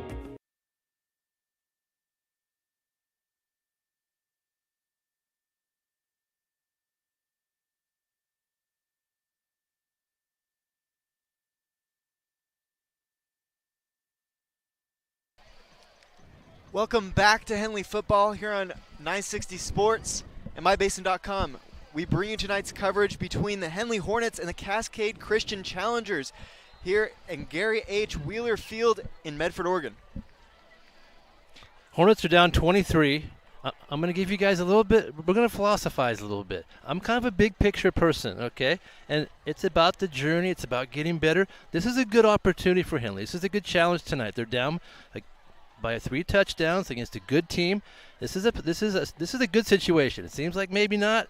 I think it is. This is where you want your team. You really want to see how they play this half, okay? It's a preseason game. It's not a league game necessarily. So this is really where you see what your kids are made of, maybe which players will step up into a varsity role. So that's what you want to see this half. This game is not over by any means. They can make up that many points. We've seen them score. They can score within 2 minutes quickly. So they'll need to get together early. They do get the football.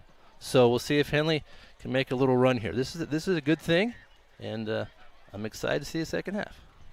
Yeah, so a little scoring summary from the first half for the Cascade Christian Challengers. Farmer had a 2-yard rush to put them on the board. Then for their second touchdown, Farmer had a 59-yard run. Walker had a 2-yard rush for their third touchdown, and then to make it 23, Henley snapped into the back of the end zone.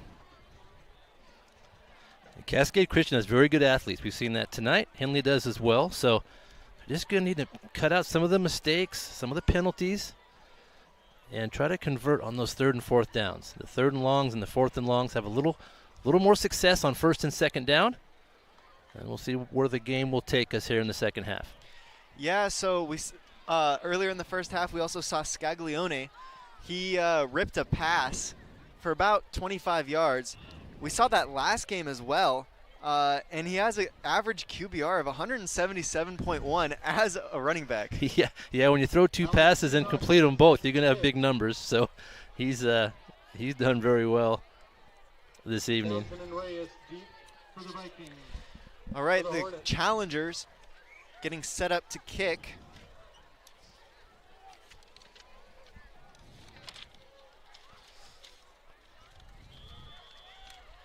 Here we go. It's number 5, Fianaka. The kick is up and away. It's huge. It's fielded at around the end zone line by Henley. That's brought up to around the 20-yard line, up the right sideline, and he's brought down at around the 21-yard line. Reyes on the return. Excuse me. That was Reyes on the return.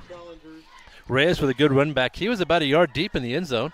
Brought it out and made a nice run back. Got it past the 20. And that's where Henley will take over for their first drive here in the third quarter.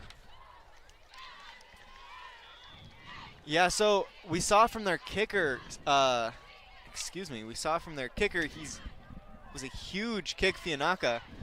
You were saying that he had a huge boot, a big boot on him. Yeah, he's a good kicker. Henley, they'll hand it off to, that's about to Brunick on that run. That's a good start. Good hold to that left side. Henley had a little more success running to that left side. Big hole over there. There is a flag, though. The run was good enough for a first down.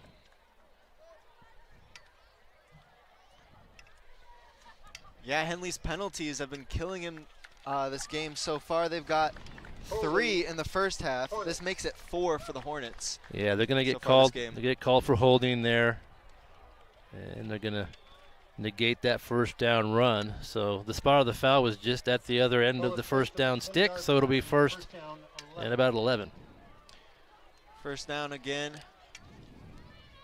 First and 11 for the Hornets. They set up 1 to the right, 1 to the left, 2 down on the line.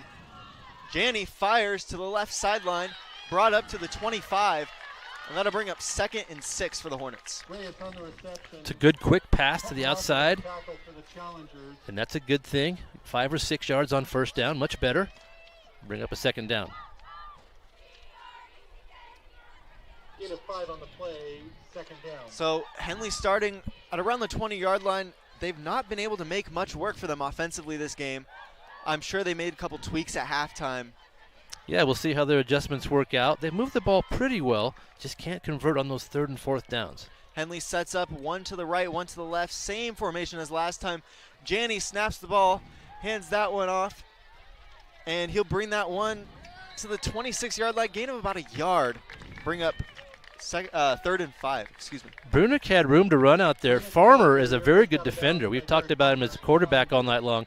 That time he stretched that play out and just would not allow Brunick to get down the field. So no gain. We'll bring up 3rd down. 3rd and 5 for the Hornets.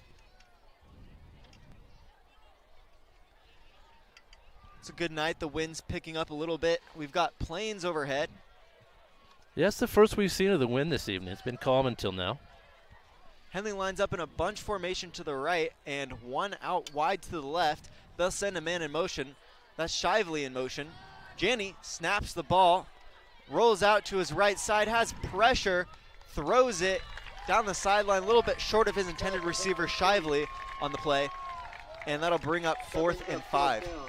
Yeah, Janney's been running for his life tonight for the most part, and there was no exception there. That was Seth Scaglione with the pressure. Another good defensive round for the challengers, and Henley will have to punt. Yeah, so Henley will set to punt with 9:50 left on the clock. Cascade Christian still leading 23-0 here in the third quarter. Snap is high. Janney had to jump for that one. Punt is high in the air. Fair catch by Scaglione there for the challengers. They'll start it around the 37-yard line. Not bad field position for the challengers. Yeah, it's a good start for Cascade Christian. It's just what they wanted. Henley was hoping to maybe get some points on that first drive of the third quarter, but came up empty. And now the Challengers have a chance to build on their lead. They lead 23-0. Just under 10 minutes to play here in the third quarter. Yeah, Cascade not having any troubles on offense so far tonight. They're 3 for 3 on all of their drives. And they'll set up with two out wide to the right, one to the left. Farmer's got Walker to the right of him. They'll send a man in motion. Snap is in the turf. Farmer has to back up to carry that one, and he'll throw that one away to avoid the loss. What a heads-up play. That pass out of bounds saved them, about 20 yards? Because that ball had gotten past the quarterback and rolled clear back. Yeah, I'd say about 20 yards. Yeah, and now they're considering intentional grounding, and they will throw the flag. It was the right idea. He wanted to save all those yards because the ball had been snapped so far behind him, but there was nobody out there, and they'll march off some more penalty yardage against Cascade Christian. Good break for the Hornets. Yeah, I think that's the right call here tonight. He didn't have a man anywhere near where he threw that, just trying to get rid of it, avoid the loss, and ends up getting a loss anyways. You can't even see the first down marker from where they're – it's about second and about 40. And I'm not exaggerating. It's second and forever for Cascade here. 3 out wide to the right, 1 to the left for Cascade. They'll hand that one off to Walker. He tries to make his way up the middle. He's met by about 4 Henley defenders. Almost the whole front line there got through and was able to tackle Walker for a loss. That's Brody Fullerton on the tackle, and he's quite a story. He's a freshman, and that shows you if you work hard in practice, the coaches notice you, make a couple good plays on varsity, he's in there with a big tackle for loss. Third down. So Cascade will start it around the 9 on this third down play. They've got 2 receivers out wide to the right, 2 to the left, a little 2-by-2. Walker's in the backfield with Farmer. Farmer with a hard count. He has pressure, rolls out to his right side, looking downfield. There's no one there. He'll throw that into the sideline. Incomplete. That brings up 4th down. 4th and about 40 for the Challengers. I gotta assume they'll punt on this one. That was excellent pursuit from Jacob Bakke. He was just relentless chasing Farmer that time, and he was the key to that success on the defensive side. And Henley gets a good stop to open this third quarter. Yeah, great play for Henley defense on this play. Well, this drive, really, forcing a 3 and out from Cascade. Nicely done. So, Fianaka will set up to punt deep in the end zone, their own end zone. Back to receive for Henley is Shively. Punt is high but short. That's fielded at around the 48, and a big hit from Cascade. Seems like that was Rias with the catch. That was Bryson Walker, and if you're watching the stream or if you heard the crowd, they're reacting to that hit. It was perfect timing, just as the ball was caught. Good, clean, legal hit. And a great tackle. Nice job by Reyes just to hang on to the football. And Henley finds himself with some pretty good field position after that. Yeah, Henley will start it around the 45-yard line with 8 minutes and 9 seconds left on the clock. Cascade still leads 23-0.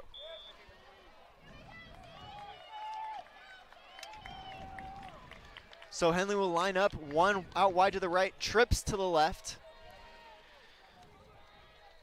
Brunick in the backfield accompanying Janney, and they'll hand that one off to Brunick. He'll go up the middle and gain of about 2 yards. Henley still trying to make that first down run work for them. They picked up about 3. It'll be second down.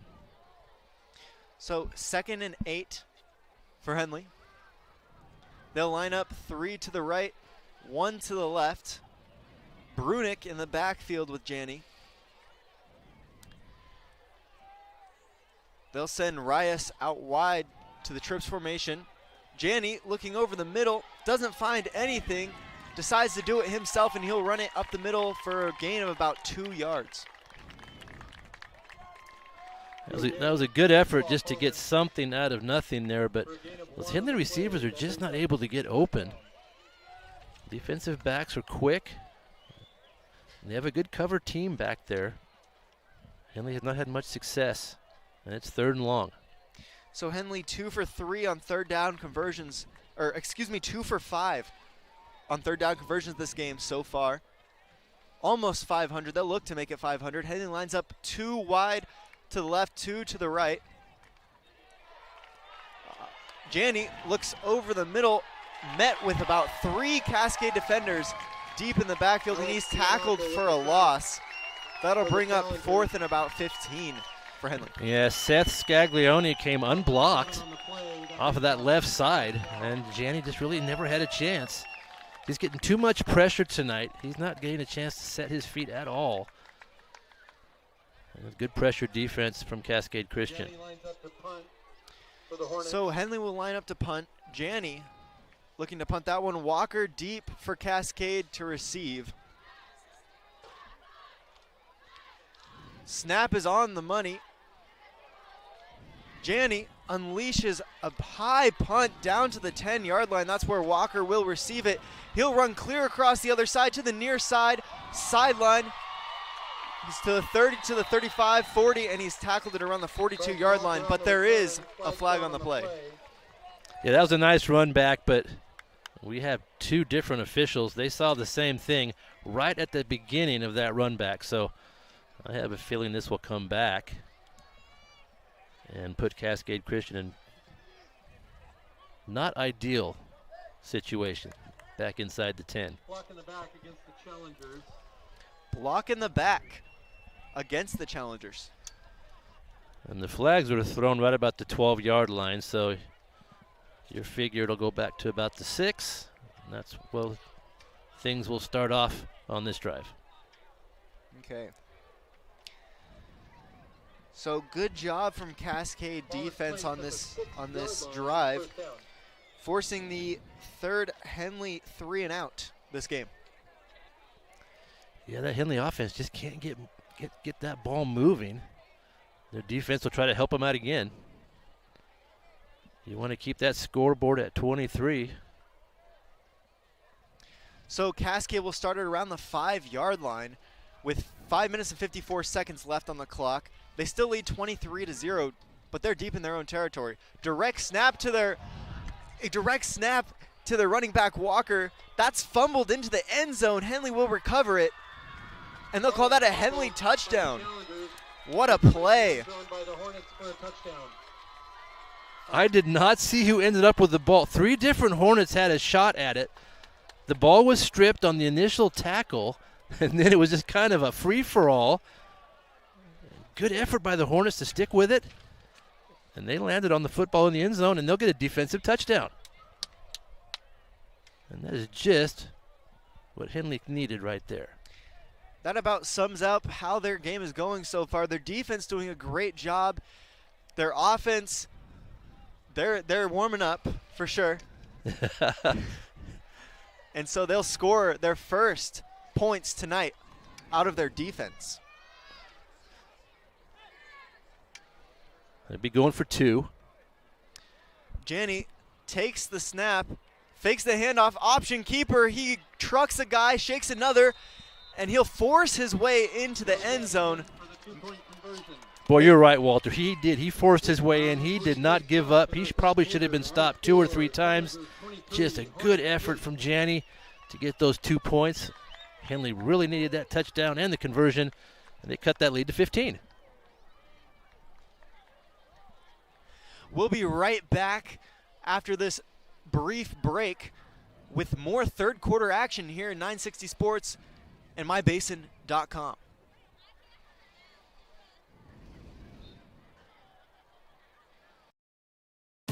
Introducing Smith Bates Marcom Solutions, your trusted partner in marketing and communication. We specialize in crafting compelling campaigns, eye-catching graphics, and impactful branding materials. Smith Bates is like working with dependable friends. They always help us build our professional image. Through the innovative strategies that the team at Smith Bates suggested, we've been able to give the brand at Calor the boost that it desperately needed. Unlock your potential with Smith Bates Marcom Solutions. Welcome back to Henley Football. We bring you tonight's coverage from Gary H. Wheeler Field. The Henley Hornets face off against Cascade Christian Challengers. Challengers lead 23-8 here with 5 minutes and 46 seconds left in the third quarter. Henley just scored and added on the 2-point conversion, making it 23-8. Henley sets to kick off. That's Janney with a little squib kick down to the 25-yard line. That's where it's fielded by Cascade. They'll bring it up to the 38-yard line, and that's where they'll start this drive. Lucas McCormick with a good tackle. That ball took a favorable bounce, and it was an easy run back, but a good stop. And now the Henley defense is back on the field after scoring a defensive touchdown and narrowing that lead. Yeah, that's got to feel good for Henley, getting that defensive touchdown, knowing that, hey, we've got this. Get that goose egg out of there. Get that 0 off the scoreboard. Cascade lines up 2 out wide to the left, 2 to the right, little 2x2. Walker accompanies Farmer in the backfield. Farmer will take that hard snap. Snap is high. Farmer with immediate pressure in the backfield. Huge tackle by number 55 for Henley. That's Venegas. Good speed up the middle, and then grabbed a little bit of jersey and did not let go. Huge loss. And Henley is showcasing tackles for loss here in the third quarter, making things tough on this Challenger offense. Yeah, well, we saw Farmer for Cascade be a little shifty earlier, and Venegas said, not this time. Cascade lines up 1 out wide to the left, 2 to the right. Farmer fakes the handoff, fires over the middle. That's caught. Huge reception for Scaglione. He's still going down and around the 28-yard line. That's about a 45-yard gain. That's a huge gain. And once again, he's open in the middle. That play just continues to work for them. He just runs kind of a crossing route, and for some reason it opens up. He's wide open, and Farmer gets him the ball in a hurry. And just like that, they're in business. Yeah, we talk about football being a game of momentum, and Cascade said, let me take that momentum back. And they did. Another big play. Cascade lines up 1 receiver out to the left side, 1 to the right. Farmer fires over the middle again. That's Scaglione on the play. And he's brought down at around the 15-yard line. And that ball was caught again, just dead center in the middle of the field. They're able to shed those defenders and then cross into the middle. There's a lot of room to pass. Another completion for a first down. Yeah, great play there. Great connection from Farmer and Scaglione. Cascade will line up trips to the right, 1 out wide to the left. Farmer lines up with Walker to his right side. Farmer will opt to keep it himself. Brings it up to around the line of scrimmage. And that'll bring up second and short, 10, long 9. A long 9. Sounds good to me. Jackson Hart with a good tackle. Good work from the Henley defense. Try to get a stop inside the red zone. They trail 23-8. Just over 3 minutes to play here in the third quarter. Cascade will line up a bunch to the right, 2 out wide to the left. Walker on his left hip, and that's who he'll hand it off to. Big hole up the middle for Walker, and he'll walk into the end zone untouched. Touchdown Challengers, making it 29-8. Yeah, Henley got fooled that time. That was a huge gap. Opened up on that left side and an easy touchdown. So Cascade will line up to take the extra point here.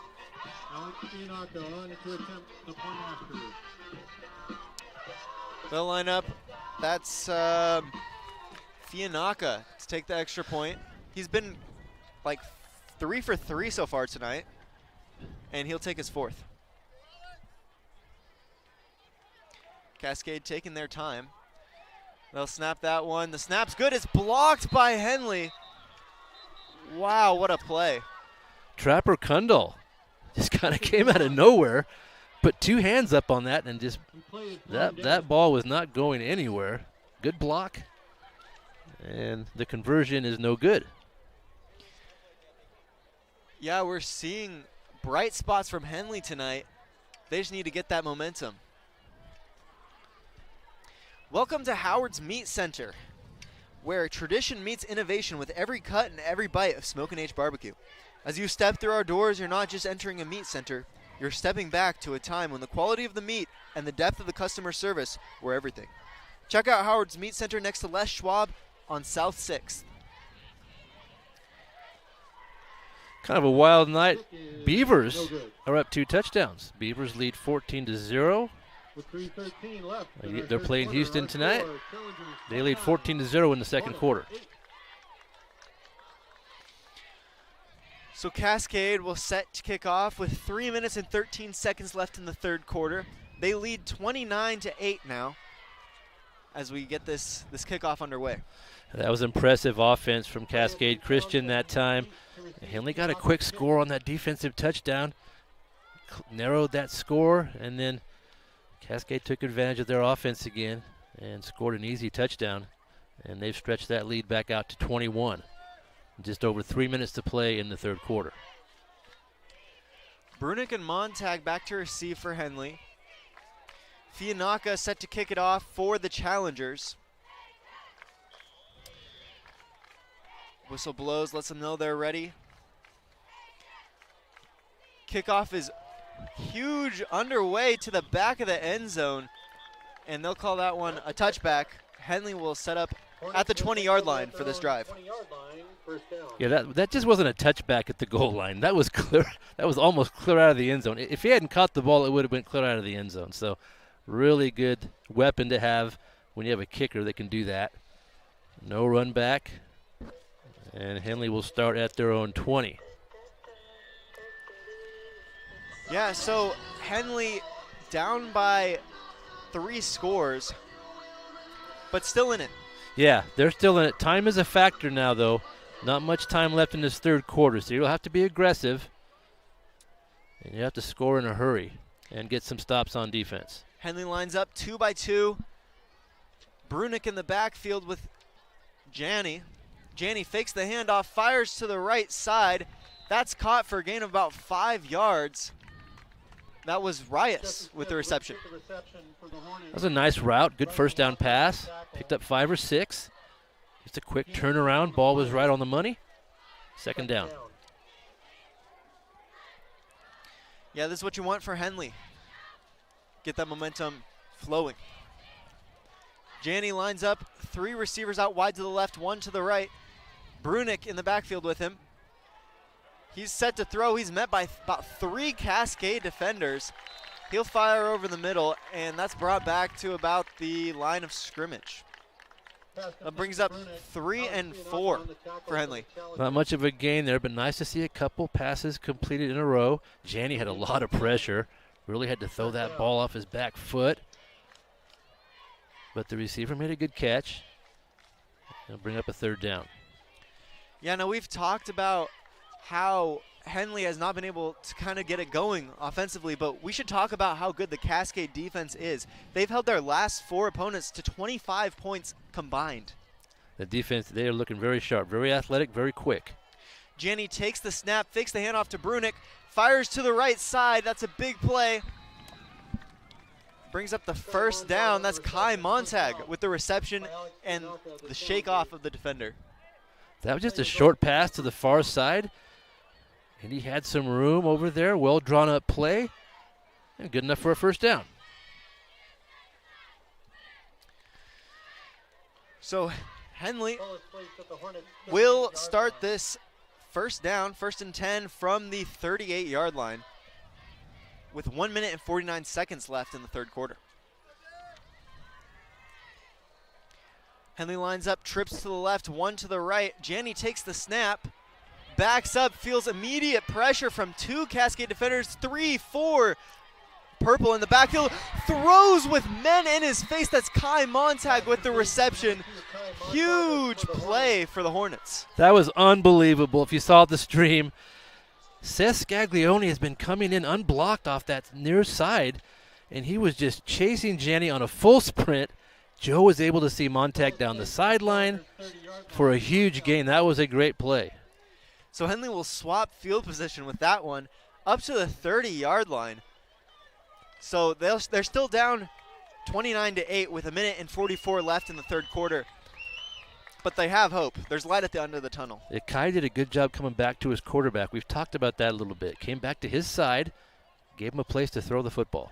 Henley sets up with one man to the left, 3 wide to the right. They've got Brunick in the backfield with Janney, and that's who they hand it off to. He's met in the backfield with a loss of about 1 yard. Yeah, that play just wasn't going to go anywhere. Whole lot of purple in the middle. No gain, second down. Henley trying to stay unpredictable as they've thrown for huge breaks the last 2 times, trying to run it up, open up their passing lanes a little bit more. And they're just met for a loss. Henley lines up in a 2-by-2 with Janney accompanied by Brunick, the running back for Henley. Janney snaps the ball. That snap is on the money. Janney rolls out to the right side, throws on the move, just overthrown to Shively. Just let him a little bit too much, and that'll bring up 3rd and 12 for the Hornets. As good as Janney is at eluding tacklers and throwing the football on the run, he's just had to do it too much tonight. It's hard to expect that every down, and once again, he was just having to throw the ball on a sprint, and that's just not easy. He makes it look easy sometimes, but another incompletion, and it brings up a 3rd and about 12. 3rd and 12. Cascade leads 29-8 with 56 seconds left in the third quarter. Henley lines up with trips to the right, bunch to the left. Janney's accompanied by Brunick. Janney drops back to pass. 2 men already giving him pressure, and that's a big sack from Covey for a loss of about 25. Yeah, Mikey Covey with a huge loss of about 20.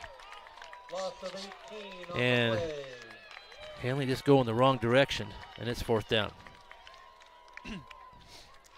So that'll make Henley 2 for 7 tonight for 3rd down conversions.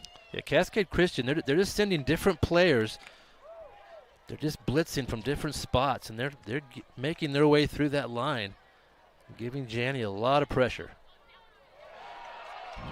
The snap is over snap. Janney has to fall on it, and he does. Those Cascade players trying to recover that fumble, but it won't matter anyways because it's 4th down. They'll turn it over at their own 20-yard line. Cascade with great field position to start this drive. Yeah, that snap was high again. There was a high snap in the first half. It cost Henley a safety, and this one went clear over Janney's head. And they lost about 50 yards on that drive. Yeah, so Challengers will take over with 2 minutes left in the third quarter. They lead 29-8, and they'll start at about the 20-yard line. This will be the last play of the quarter. Just 2 seconds left. Farmer hands that one off to Walker. Big hole up the middle. He'll bring that one within the 10 at around the 8-yard line. And that'll end the third quarter. We'll be right back with more fourth quarter action for Henley football on 104.3 960 Sports and mybasin.com. Hey, I'm Jason with Elevate Physical Therapy, Fitness, and Performance. Thanks for joining us. Elevate started in 2020 as a dream. I wanted to open up a clinic of my own, really had a heart and a passion to treat athletes of all ages, and got the opportunity to do it. And wow, this is what's happened. One of the best parts of this job is that we get to work with all the student athletes on field, at their contests, at their games all around the county. Specifically when you're working with dancers, right, we've got like particular ways of movement that we don't want to necessarily correct, because dancers have a very specific way of moving that's important for their athletic performance. At Elevate, we're here to get you moving and keep you moving no matter if you're 8 or you're 80. Feel free to give us a call at 541-887-2030.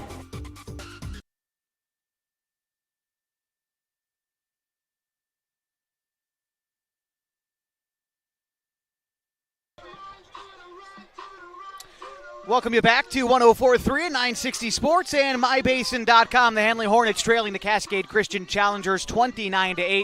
The Challengers have it deep into Henley territory at the 12-yard line. They face 2nd and 1 here as we get going in the 4th and final quarter tonight for Medford, Oregon. Farmer with his back off to his left hip. That's Bryson Walker. They put Scaglione in motion from right to left. It's going to be a handoff to Walker. Battles through the line of scrimmage. There's a flag thrown in the pile of Hornets and Challengers as I believe Scaglione got the yardage required for a first down, but with this flag on the field, we'll see how this gets separated. It was a good fake, but the Hornets didn't go for it. It's a nice play on the interior line. It was a short gain. We'll see what the penalty is. Face mask tackle against Henley. This should be half the distance, right, Kev? Yeah, and that'll be a first down, too. Yeah, penalties hurting Henley tonight. It just feels like one of those nights where the Hornets have taken 1 step forward and 2 steps back sort of all night. And it's just another example of that as they trail by 3 scores late in this one. It'll be 1st and 10 from the 5 for Cascade Christian. Same formation, bunched up on the line. Walker to the right side. And the lone receiver to the near side is going to be Parker, Caleb Parker. Getting the call in from the sideline are the Challengers. Walker's going to switch sides. Now he's off the left hip of the quarterback. Farmer receives the snap. He's going to have some time to pass it. Rolls to the near corner, diving for the pylon. He is into the end zone for another Challengers touchdown. And for Farmer, that is his 3rd rushing score of the night at the quarterback position. Well, he's had a terrific game on both sides of the ball. He's done a lot on defense, and he has scored for his 3rd touchdown on offense. And Cascade Christian has a huge lead here in the 4th quarter. 35-8, 11-19 to go in the 4th quarter. And they will look to kick the extra point. Alex Fianacca has been 3 for 4 tonight. We saw his extra point attempt blocked last time out. Henley's defensive front looking to make something happen.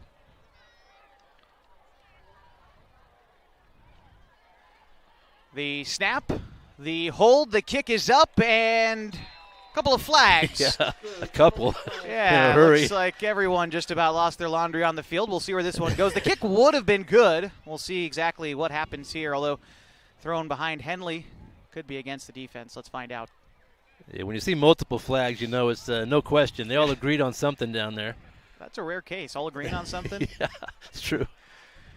Still have yet to receive our official signal tonight from the Whitecap. Again, our officials from the Rogue Valley Athletics Football Officials Association. It looked like a penalty against Henley. I believe this will be applied to the ensuing kickoff. Right now the score 36-8. 11-19 to go in the 4th quarter. We're going to take a 30-second timeout. We'll be right back in just a moment on 104.3 and 960 Sports and MyBasin.com. Pacific Power works day in and day out to power our communities because we know our neighbors rely on us. We're trimming and clearing branches around poles and lines, protecting our system, and giving you real-time updates when storms roll in. You can count on us in all seasons. 24/7, we're here for you. Powering your greatness.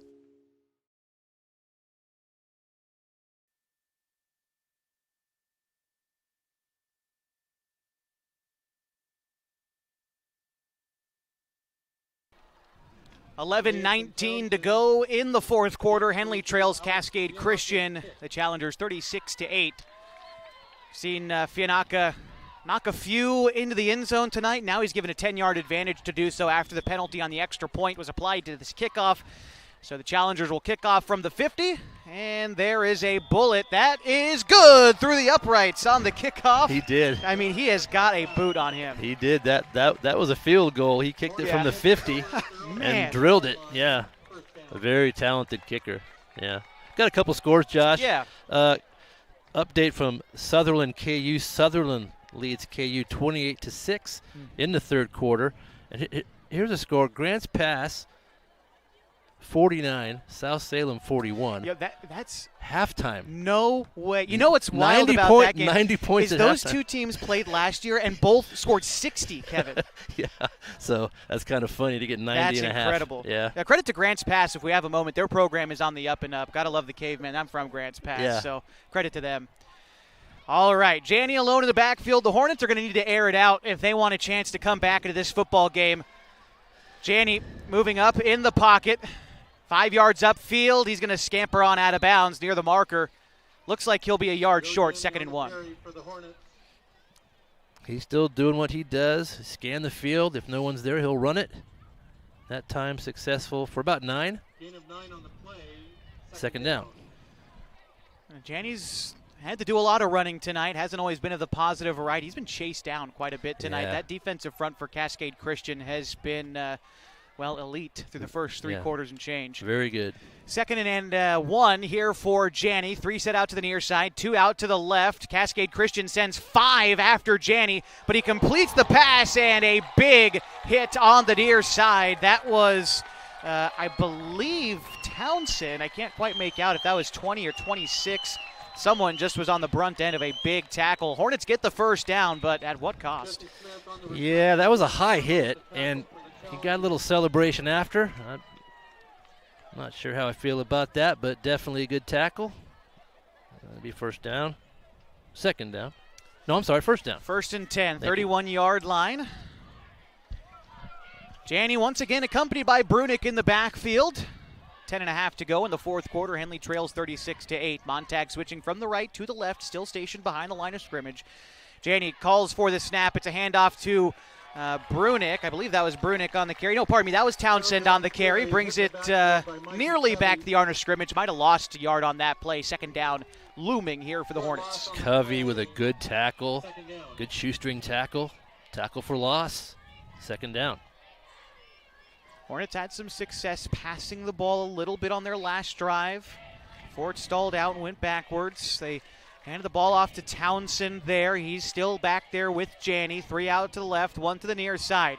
Janney looks quickly to the left side to pass, finds Bakke. Bakke sheds 1 defender and falls forward. I believe he got the 1st down. The official marking him right at the marker, but it looks like that's good enough for a Henley 1st down from their 41-yard line. That was well done. That was a quick pass. That might be the answer to beat some of these rushes that they've been having to deal with all night. And then Bakke able to keep his balance, pick up 4 or 5 extra yards, and pick up that 1st. Cascade Christian has done a good job of applying pressure, but when you really look at their secondary, there have been Hornets open tonight. Yeah. So just trying to find those guys a little bit quicker, like you said, on those passes. 1st and 10 here for Henley, again from their own 41. Man in motion coming to the near side is, I believe, Rias. Janney. Pressure in his face. That's Parker. He is going to go backwards out of bounds, the 25. Massive loss on that play of about 15 yards. Janney goes out of bounds on the sack. Yeah, we've seen a lot of sacks, and not just 7 or 8 yard sacks. They're 20 yards deep. Yeah. And really makes it difficult to pick up 1st downs when that happens. Loss of 15 on the play, 2nd down. 2nd down and 2nd down and about 25 or so to go here for Henley. 3 set out to the near side, 1 out to the left for Janney. Cascade Christian sending 6 after Joe. He feels pressure in his face. They make him move up in the pocket, and he does. Gets to the 30, breaks off 1 defender, has a blocker to the 40. Now up to the 45, brought down at the 49-yard line. A 24-yard gain for Janney is still just short of the sticks. It'll bring up 3rd and 1. Yeah, 2nd and 26, and he almost picked it up. So now you've got a 3rd and short. So that was a nice play. You're right, Josh. They had 6 in the box. So once he got past that first wave, he had some room. Yeah. So good yardage. 3rd and 1 here for the Hornets. They've struggled on these late down situations this game, but this one is absolutely vital if you want even a fighting chance as we come down to the tail end of this game. 7:50 to go. It's a handoff. Townsend is swallowed up at the line of scrimmage. It'll bring up 4th down. 1, 2, 3, 4, 5, 6. Purple jerseys in the backfield that time. You could count them, and you're not going to get much yardage with that kind of penetration on that defense. 4th down. I'm no head coach, Kevin. I'd love to see a screen pass here because Cascade Christian is asking for it. Yes, that could work, Josh. It might. They definitely are. They're very aggressive. They're feeling comfortable out there defensively. And the offense has yet to score tonight. It's very true. The one touchdown, a defensive touchdown. Henley did convert on the 2-point conversion. Score right now 36-8 as we hit the 7-minute mark remaining. 4th down and 3. This one, all game relies on it. Janney continues to backpedal, sets his feet, looks downfield to Montag. The pass is caught at the 25. A big first down. 26-yard completion for Montag. That's the second time this half he's gone deep for a reception. That was a nice pass, really nice rainbow pass. And that wasn't an easy catch. He had a defender right on him. Montag with a good grab. Janney as well. You know, we've seen him on those scramble attempts go right or left. This time, backed up, set his feet, and looked downfield. Worked out for Henley that time. Now they need to keep this momentum. 1st and 10 from the 25. 3 men set out to the left. It's a handoff to Townsend. Townsend lowers his shoulder, battles for a gain of 7 on that carry. Might have fallen forward for an extra yard or 2 as well. It'll be 2nd down and about 3 or 4 here for the Hornets inside of 6 minutes, 20 seconds to go in the ball game. It's a good effort, and this drive is working to this point, but time becoming a factor. Yeah, exactly. Just taking a little too long. That's okay. You want to execute your offense, get some points. Talked about, Kevin, guys who are going to come up in times like this when you're down. Not entirely out yet, but certainly down. It's been Kai Montag so far. Yes, he has played well this half, for sure. 2 men to either side. Townsend with Janney in the backfield. Janney back to pass, has some time, rolls out to his right, looks to the end zone. The pass is incomplete. No flag on the play, although it looks like there might have been a little action there before the ball got to the receiver, but refs keeping the laundry in the pocket. It'll bring up 3rd down. That's pretty good coverage back there, and that was much better protection. Janney had time to at least look over the field, make his decision, and throw the football. Incompletion brings up a 3rd down. Henley, like we said, has struggled a little bit on 3rd down tonight. They failed a 3rd down conversion earlier this drive, but completed a 4th down conversion. This is definitely 4-down territory, no questions asked for the Hornets. Here they go on 3rd and 3. It's an option play for Janney, right up the middle, down Main Street and into the end zone for a Henley touchdown with 5:35 to go in the 4th quarter. Henley now trailing 36-14. There was no question where the ball was going that time. He took that snap and was right up the middle. Good hard collision at the goal line, but he was able to get in for the touchdown. Hornets going to go for a 2-point conversion here. It's all they're left with if they want to continue to claw back into this game. Get chunks of points any way you can. 8 is better than 7. Hornets line up 2 on either side. Townsend with Janney, and they take it in the gun. A man in motion from left to right for the Hornets. It's a low snap to Janney. Pressure in his face quickly. Looks into the end zone. The pass is caught by Montag. 2-point conversion is successful. And Henley now trailing by 20. A score of 36-16 with 5:35 to go in the ball game. We're going to take our final 30-second timeout of the ball game here in the 4th quarter. You've got Henley football on 104.3 and 960 Sports and mybasin.com. The innocence of youth. Is there anything any better? But soon they'll be in high school and facing all the same challenges you faced. How to make friends, how to fit in, how to be cool. We want our children to have everything they'll need to live fulfilling and productive lives. Make sure the kids in your family are among the more than 120,000 participants here in Oregon who take part in high school sports or activities.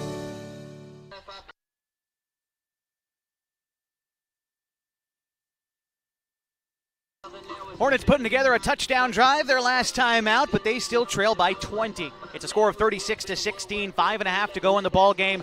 My name is Josh Eldridge. Thanks for being along with us tonight for Henley football. Kevin Petrick along with me. You heard from Walter Hartley earlier tonight.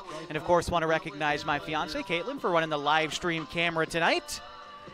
She does awesome. Yes. She's awesome. You know, there are little victories within games, and that drive was one. Yes, it was good. They needed to score. The offense needed to get on the board, and they did. And, credit as well as we get ready for this kickoff. I'll make my point in a moment. Henley going for the onside kick, and Parker able to fall on it. But Henley, it had looked like any other drive this game. You get some momentum, and then you go backwards 15 yards. That's where they were before Janney came up for 24 yards, before another 25-yard completion to Montag. They were able to battle back after facing some adversity on this drive. It hasn't been the case so far this game, but it was there. Yes, it was, and they're able to have a little success. You got to have a little success. You have to know what it feels like, and you can build on that. So, good drive for the Hornets. The Challengers have it 1st and 10. We'll see how much or how their offense operates and changes here in the latter parts of the fourth quarter.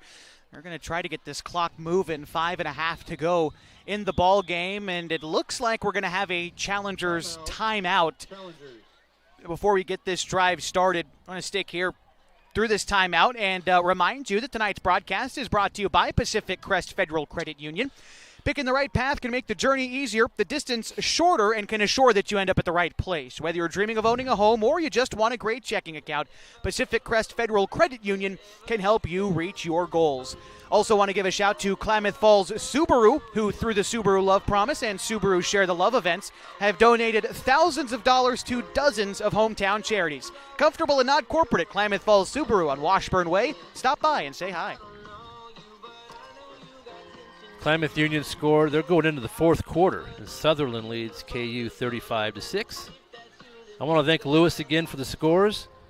He is Sports Center Oregon. Hey, this is great. I love having these scores. It's not typical. So he is doing a great job. We appreciate it, Lewis. Thank you. Thank you, Lewis.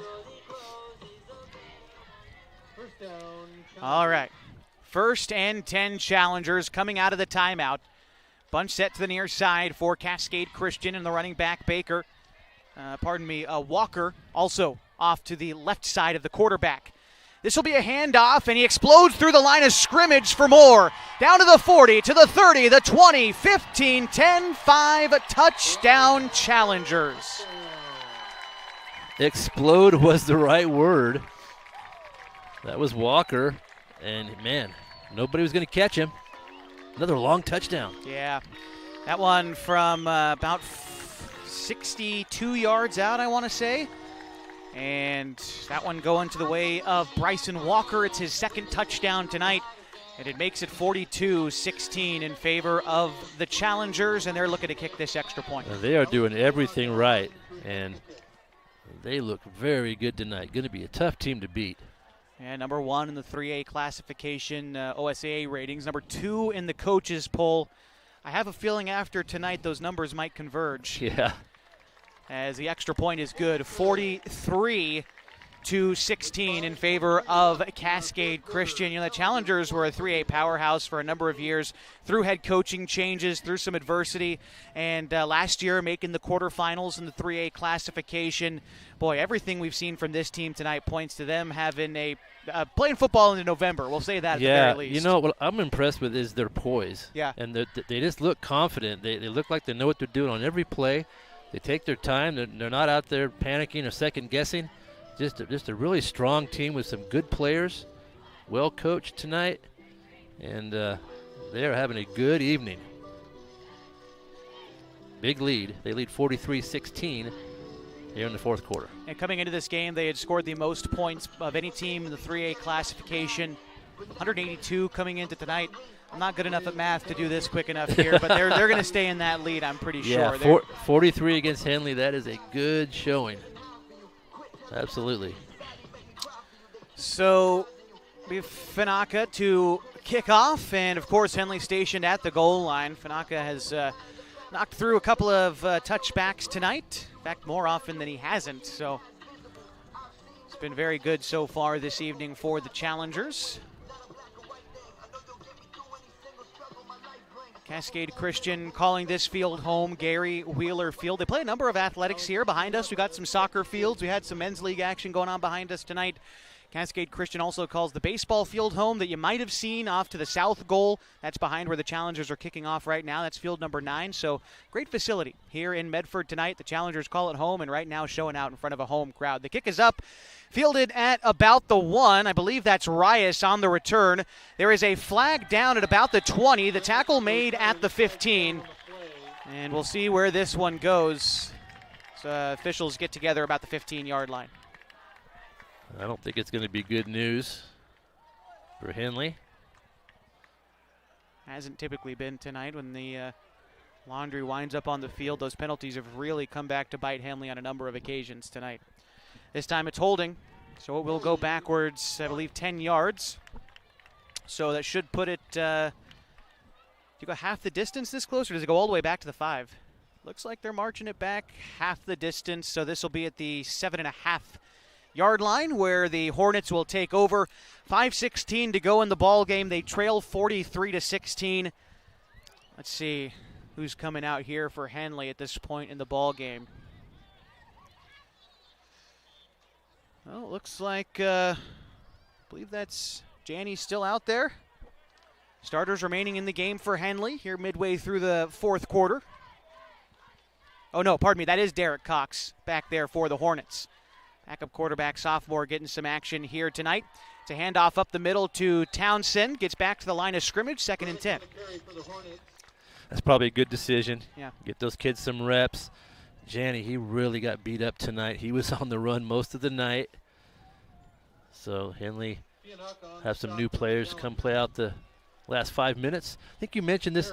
I think Henley was here a few years ago for a smoke game. I don't know if you remember that or not. Yeah. They played Wairika here, I believe. It was a few years ago. Sure. And the game got moved here. But we haven't played here a lot at this facility. Cox looking for the snap. 3 out wide to his left. That's where he's looking. Pass is complete at the line of scrimmage. Quickly taken down there. That looked to be Vaughn on the reception. Senior, standing 6 foot tall, 185 pounds. Try to highlight some of these reserves as they come into the game for Henley. Cox, a sophomore quarterback. He was a varsity player on baseball last year, so we know he's not the makings of a varsity athlete, as Tony Soprano would say. So he's a very good player. 3rd and 7 for the Hornets. 3 set out to the near side for Cox, 1 out to the left. Cox takes his time, claps his hands, gets the snap. It's a handoff to Townsend to the near side. Has some blockers to the left. Has room past the first down marker upfield. About a 10-yard gain on the carry inside the 23-yard line there for the Hornets. Townsend getting some room and operating cleanly. That was Brunick, I think, Josh. Oh, really? I think it was 13, and he made a nice run. Late in the game, he's still trying to get those yards after contact. He picked up first down. Yeah, Brunick is still in the backfield. He's still back there.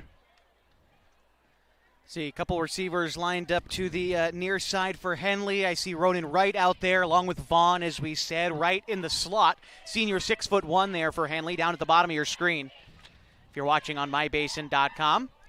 Challengers send 3 after the quarterback. Cox completes the pass to Vaughn on the near sideline, but he is quickly taken down by a pair of challengers for no gain on the play. 2nd and 10, maybe 2nd and 9 if he got a couple feet out of that completion. Just a quick one-step throw.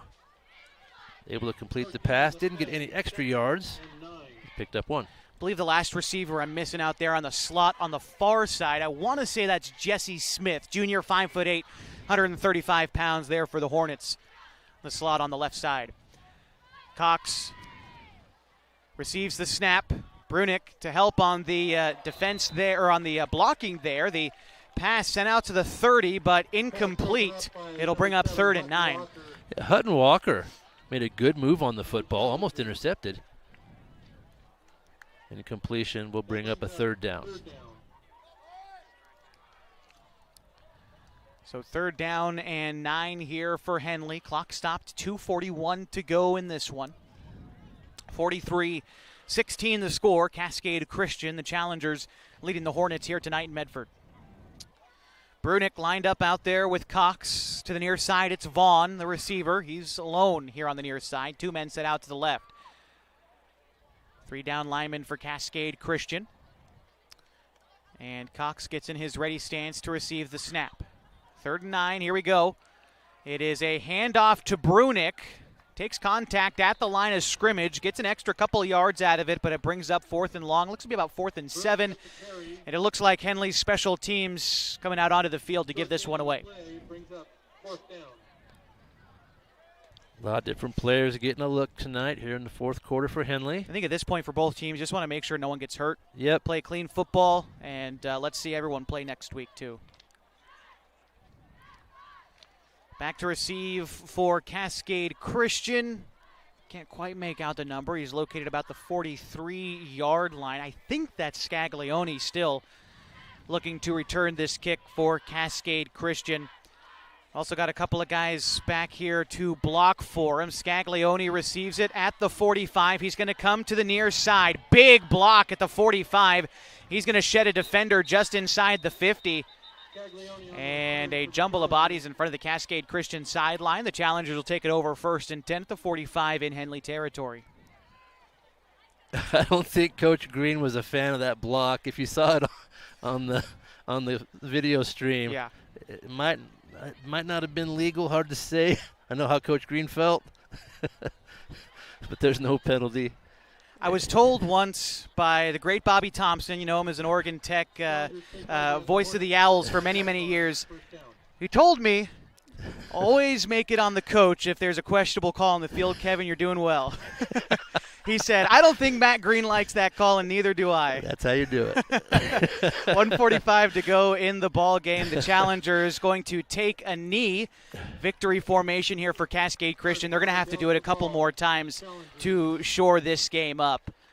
But they have got to feel good about taking care of business against Henley in a big way. Henley made it to the state championship game last year. They won it the year before.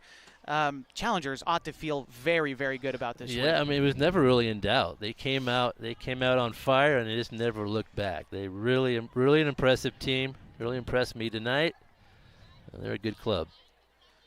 Farmer again going into victory formation here for the Challengers. Everyone closing in, no one in the down stance. What kind of things can Henley try to improve on for next week to make sure this doesn't happen again? Yeah, I have a feeling, last week they kind of felt hopeful, I think, after that game, the way the circumstances ended up, close game and a big comeback. I think they're going to look at a lot of video this week. They're going to look at a lot of things, a lot of individual efforts, a lot of scheme.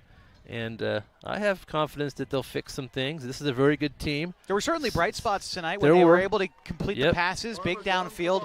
I think that's going to be the big thing, though, is trying to work out some of the kinks in that passing game, looking the ball into your hands and things of that nature that kind of got away from Henley tonight. The teams will line up at the 50-yard line. Shake hands. This one's over. 20 seconds till the buzzer sounds, but we'll get ready for the post-game show. 43-16 the score. We'll take a 2-minute timeout and be back in just a minute on 104.3 and 960 Sports. The Challengers defeat the Hornets 43-16.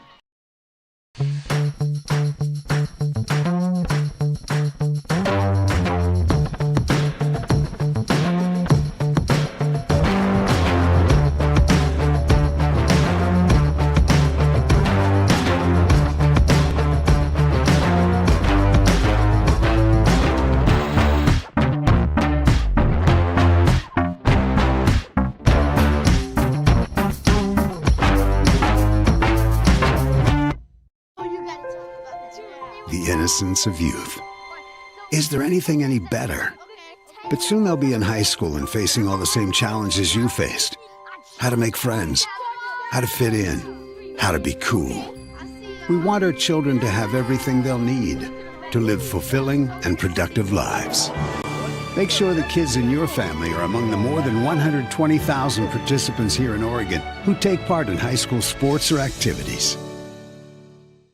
Pacific Power works day in and day out to power our communities because we know our neighbors rely on us. We're trimming and clearing branches around poles and lines, protecting our system, and giving you real-time updates when storms roll in. You can count on us in all seasons. 24/7, we're here for you. Powering your greatness.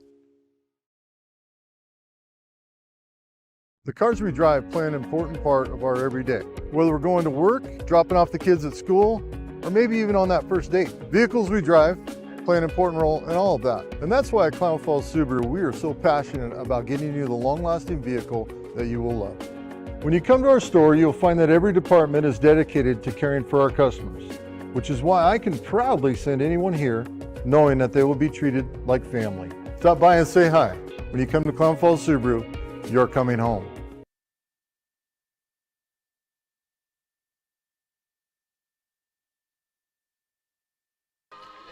Final score tonight from Medford, Oregon. The Henley Hornets falling to the Cascade Christian Challengers, a score of 43-16 tonight. It's pretty simple when you look back at this one. Everything went the way of Cascade Christian, it seemed like, from the first kick. Yeah, they dominated tonight. Not really the game we expected. No. You know, and I thought it'd be a little closer, a little more evenly matched, but they really dominated the outside. I mean, they didn't do a lot of things in the middle. The game was outside, and they were quick, and they scored when they needed to, and Henley has had a rough night picking up those third and fourth downs. Want to go ahead and pick our Pacific Power play of the game tonight. The mission of the Pacific Power Foundation is to support the growth and vitality of local communities through charitable investments. Over the past 5 years, the foundation was awarded over $13 million to nonprofit organizations. Kevin, Pacific Power play of the game, what is your pick tonight? I think we agree. The defensive touchdown? I think we'll go with the defensive touchdown. I mean, that was a good play there by Henley to take advantage and try to get some points up on the board. Honorable mention, Joe Janney had a rushing touchdown tonight as well. Yes. Our final score is 43-16. We're going to take one more break here on the post-game show. When we come back, we'll wrap everything up for you. You've got Henley football on 104.3 and 960 Sports and mybasin.com.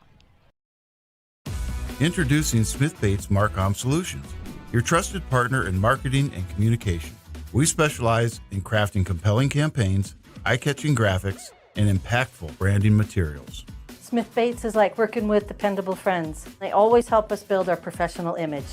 Through the innovative strategies that the team at Smith Bates suggested, we've been able to give the brand at Calor the boost that it desperately needed.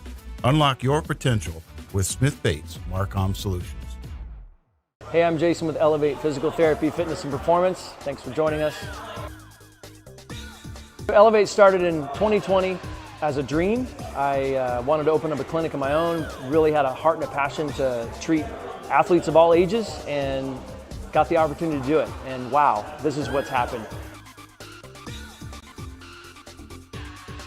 One of the best parts of this job is that we get to work with all the student athletes on field, at their contests, at their games, all around the county. Specifically, when you're working with dancers, right, we've got like particular ways of movement that we don't want to necessarily correct, because dancers have a very specific way of moving that's important for their athletic performance. At Elevate, we're here to get you moving and keep you moving, no matter if you're 8 or you're 80. Feel free to give us a call at 541-887-2030. What are your goals? To get stronger, move better, feel healthier? Whatever you are aiming for, Harbor Isles is here to help you. They have brand new cardio and strength equipment. Harbor Isles offers indoor tennis courts, 4 indoor pickleball courts, energizing group classes, expert personal trainers, and a friendly, knowledgeable staff ready to guide you every step of the way. No matter what your goals are, Harbor Isles has everything you need to reach those goals. Stop by and see the difference for yourself. Harbor Isles, lose those reins and get your gains.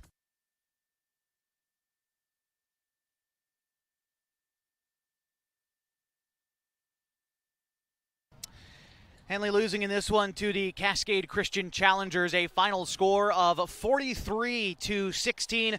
Looking ahead on the schedule for both of these teams, Cascade Christian has another Klamath Basin team, although they will be traveling to Modoc Field to take on the Klamath Union Pelicans. That is Friday night. It's homecoming night for the Pels at Modoc Field, October 3rd. The Challengers are in action against the Pels.